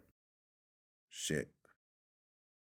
Which I don't know how you beat that if they see you on camera passing notes and the dude's jumping on the phone and has all the contacts to all your people. Yeah, well, especially if that guy cooperates, because now he's probably facing a bigger charge than he previously had. Well, he was facing murder. Oh, well, never mind. So I guess he didn't give a shit. Okay, give me witness tampering. Like, whatever. I'm facing a murder. Yeah, he was already facing a murder. And now Portland has that charge too. It's fucked. Yeah, because Portland was out on bail. Yeah. And now he's they locked put him up. back in jail, yep. Yeah, because I remember 100K Track, who manages those guys, when he got out on bail, he goes, "Hey, do you want to interview YNW Portland?" And I'm like, "No, he's got a murder case." That whole interview is going to get picked apart. Yeah. Like, let him beat the case or let him get convicted. Hopefully not. But if he does get convicted of the case, I'll do it. But like, he's got a murder case hanging over him. I don't want to be in the middle of this shit. Yeah. You know what I'm saying? Like, no, I'm good. So there was no interviews. It was the same shit with me. Like, I probably could have done something with Portland, but it's like they're trying to say that he's a member of a gang, this and that, and it's like, I don't know them. I don't know Portland. I don't know Melly. Yeah. I don't know anything about their fucking affiliation or anybody they're supposedly affiliated with. One of my homies was actually, a picture of his Instagram was used in the trial for whatever reason. They were trying to say, oh, this is what a gang member looks like that's in this gang. My homie don't know who the fuck they are. So it's like, you know what I'm saying? Like, they're trying to put shit together that doesn't go together. Yeah. It just doesn't make sense. Yeah, I mean, listen, a lot of times they're just throwing shit at the wall, seeing what sticks. Like when Las Vegas PD reached out to me, they were like, we want to get all the raw footage from Vlad because there's going to be something in there that we're going to be able to use. I mean, it's like, if VladTV interviews, we use damn near every second that we record. Yeah. Unless the person coughs or has to go to the bathroom, That's the only thing that's cut out. So, I mean, we don't, if anyone's wearing like a hot mic or something and they go, I'll tell my cameraman to turn it off. Like, we don't record people unknowingly. You know what I'm saying? Because that's just not what we want to be known for. No, facts. You know what I'm saying? So, I mean, if you look at everything we've ever done, you've never seen someone being recorded unknowingly. You've never heard me put out a phone call. Like, because I hate when like, a few people have done that to me. I've been having private conversations with people and they'll put it out on fucking YouTube. And I'm like, that's the last time you and I are ever going to talk. Because I think you're recording me every time. Yeah, and that's illegal in Florida. Yeah? Yeah, you can't record someone without their permission. Someone actually had a conversation with me and recorded it because this was the kid that was exposing my paperwork. Yeah. And he thought I was going to fucking beg him or something. I'm like, bro, don't spare me. What the fuck? I wouldn't spare you. Yeah. So it's like, you know what I mean? But I'm not going to tell on this kid and be like, Right. But yeah, you can't, in the state of Florida, you can't record somebody without their consent. Interesting.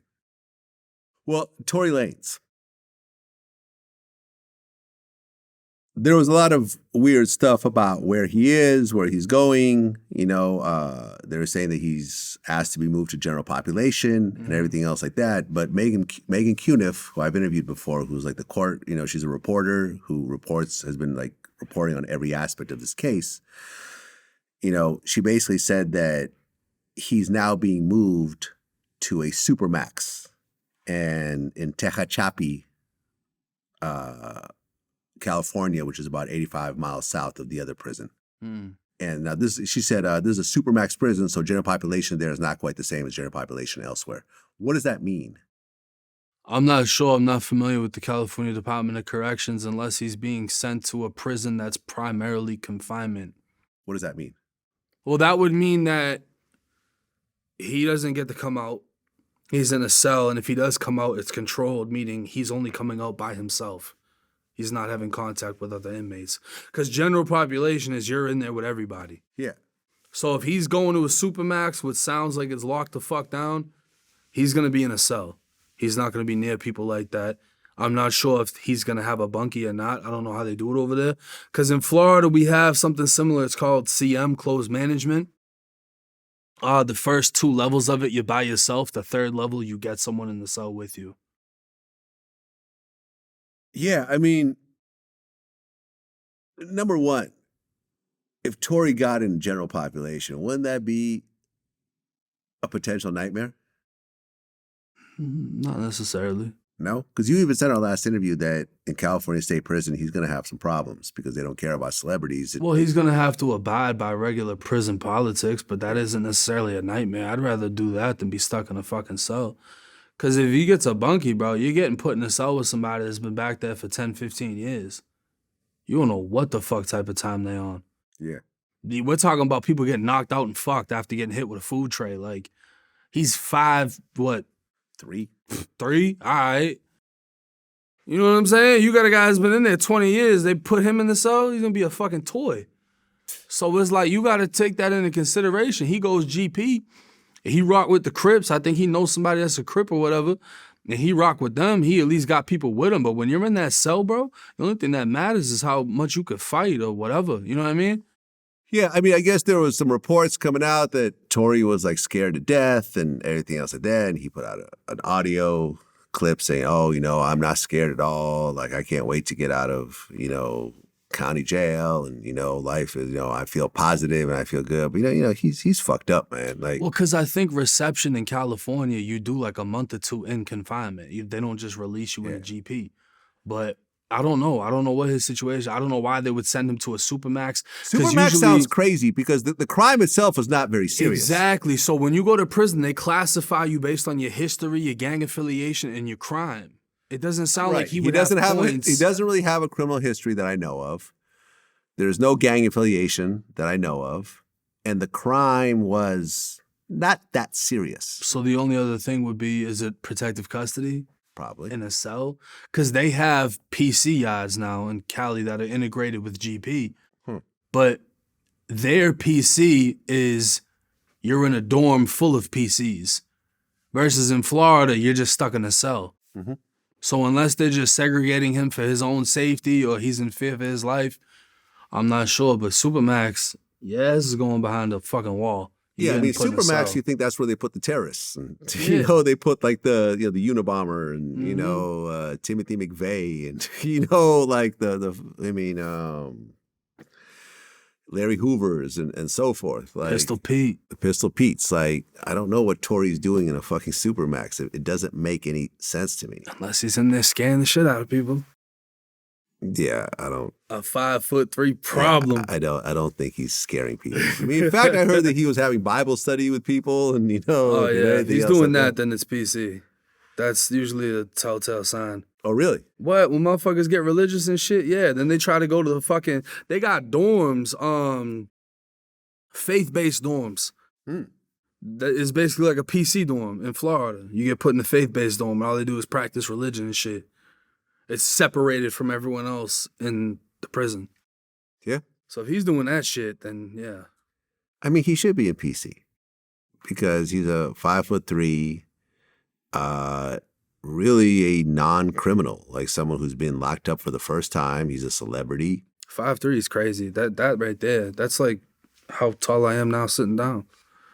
I couldn't imagine being this small. I remember there was a video you could look up where, like, I think he did Sway in the morning.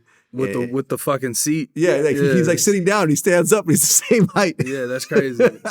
That's crazy. Yeah. But, I mean, Tory,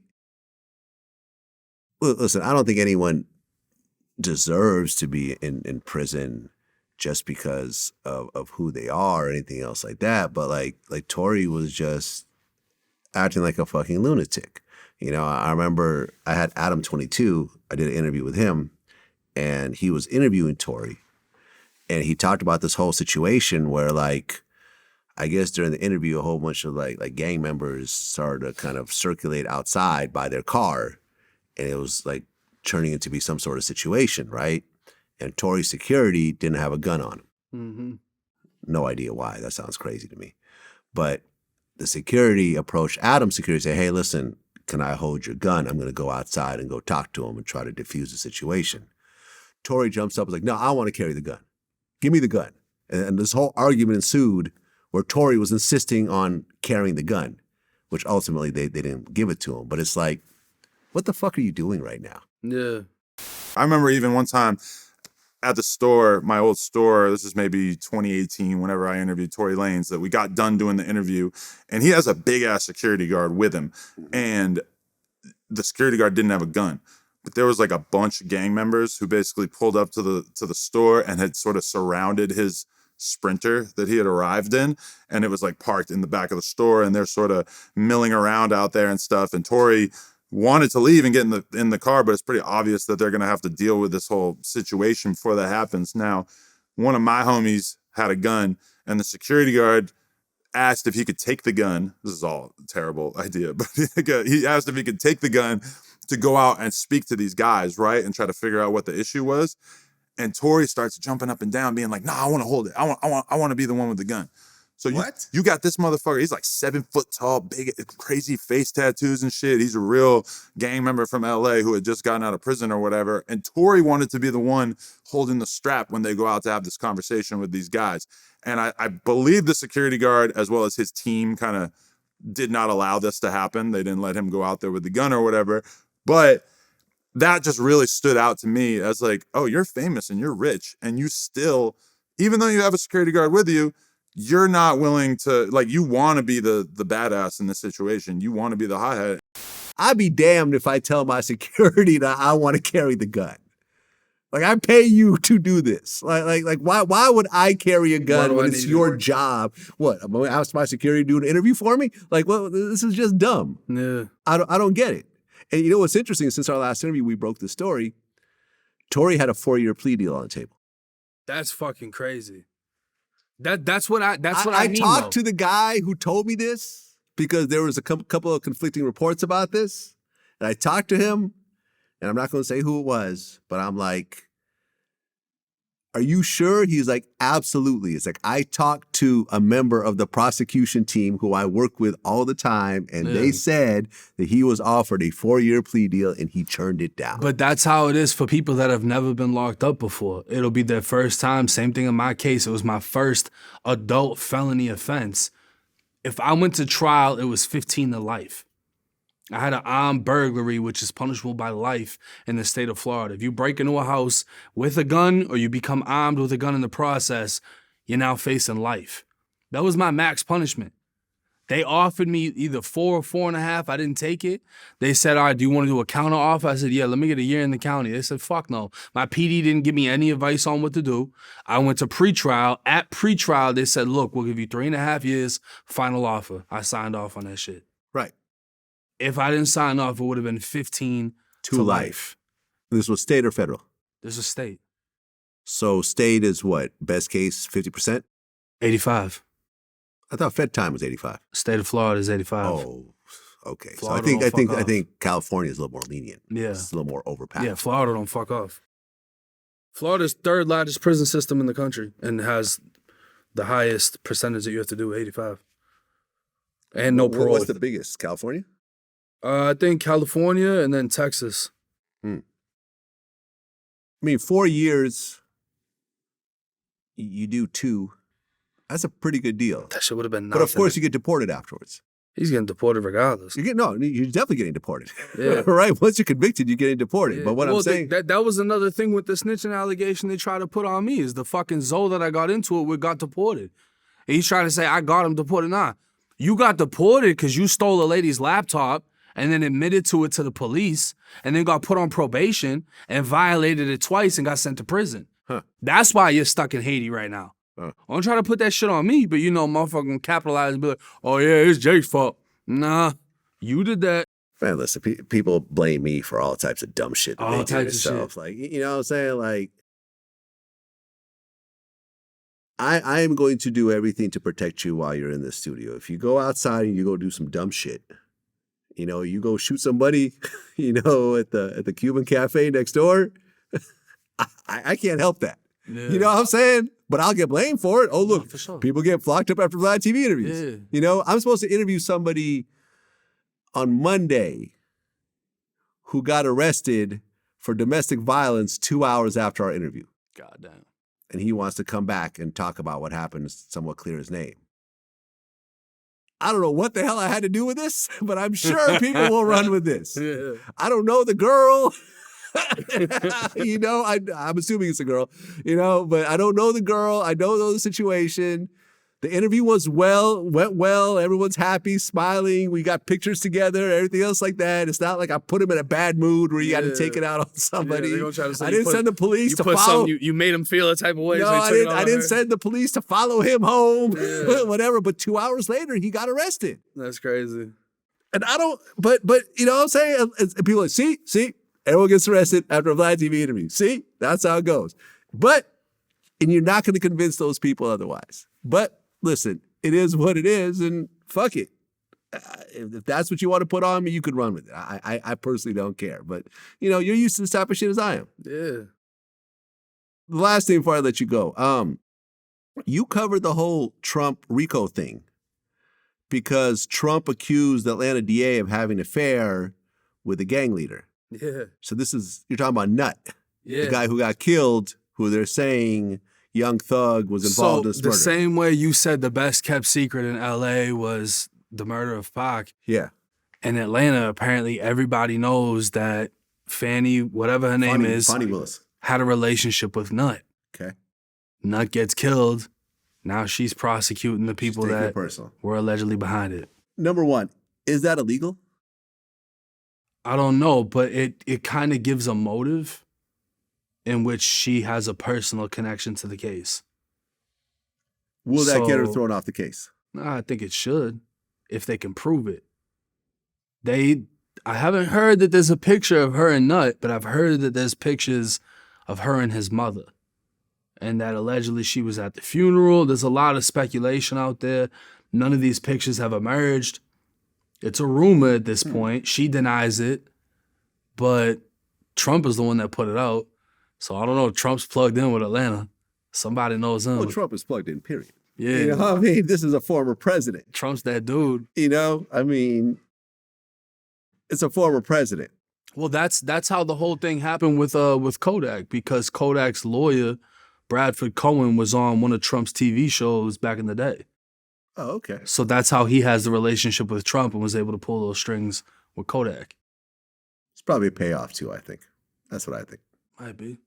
I think what's the name? Giuliani, wasn't he like accused of like bringing up a ticket price for a I don't know, partner? but he's the one that started the fucking RICO, and then he got well, yeah. hit with it. Well, you know something? What's his name? Like the whole Proswell from the Fugees case. There was this whole thing as part of his whole conviction.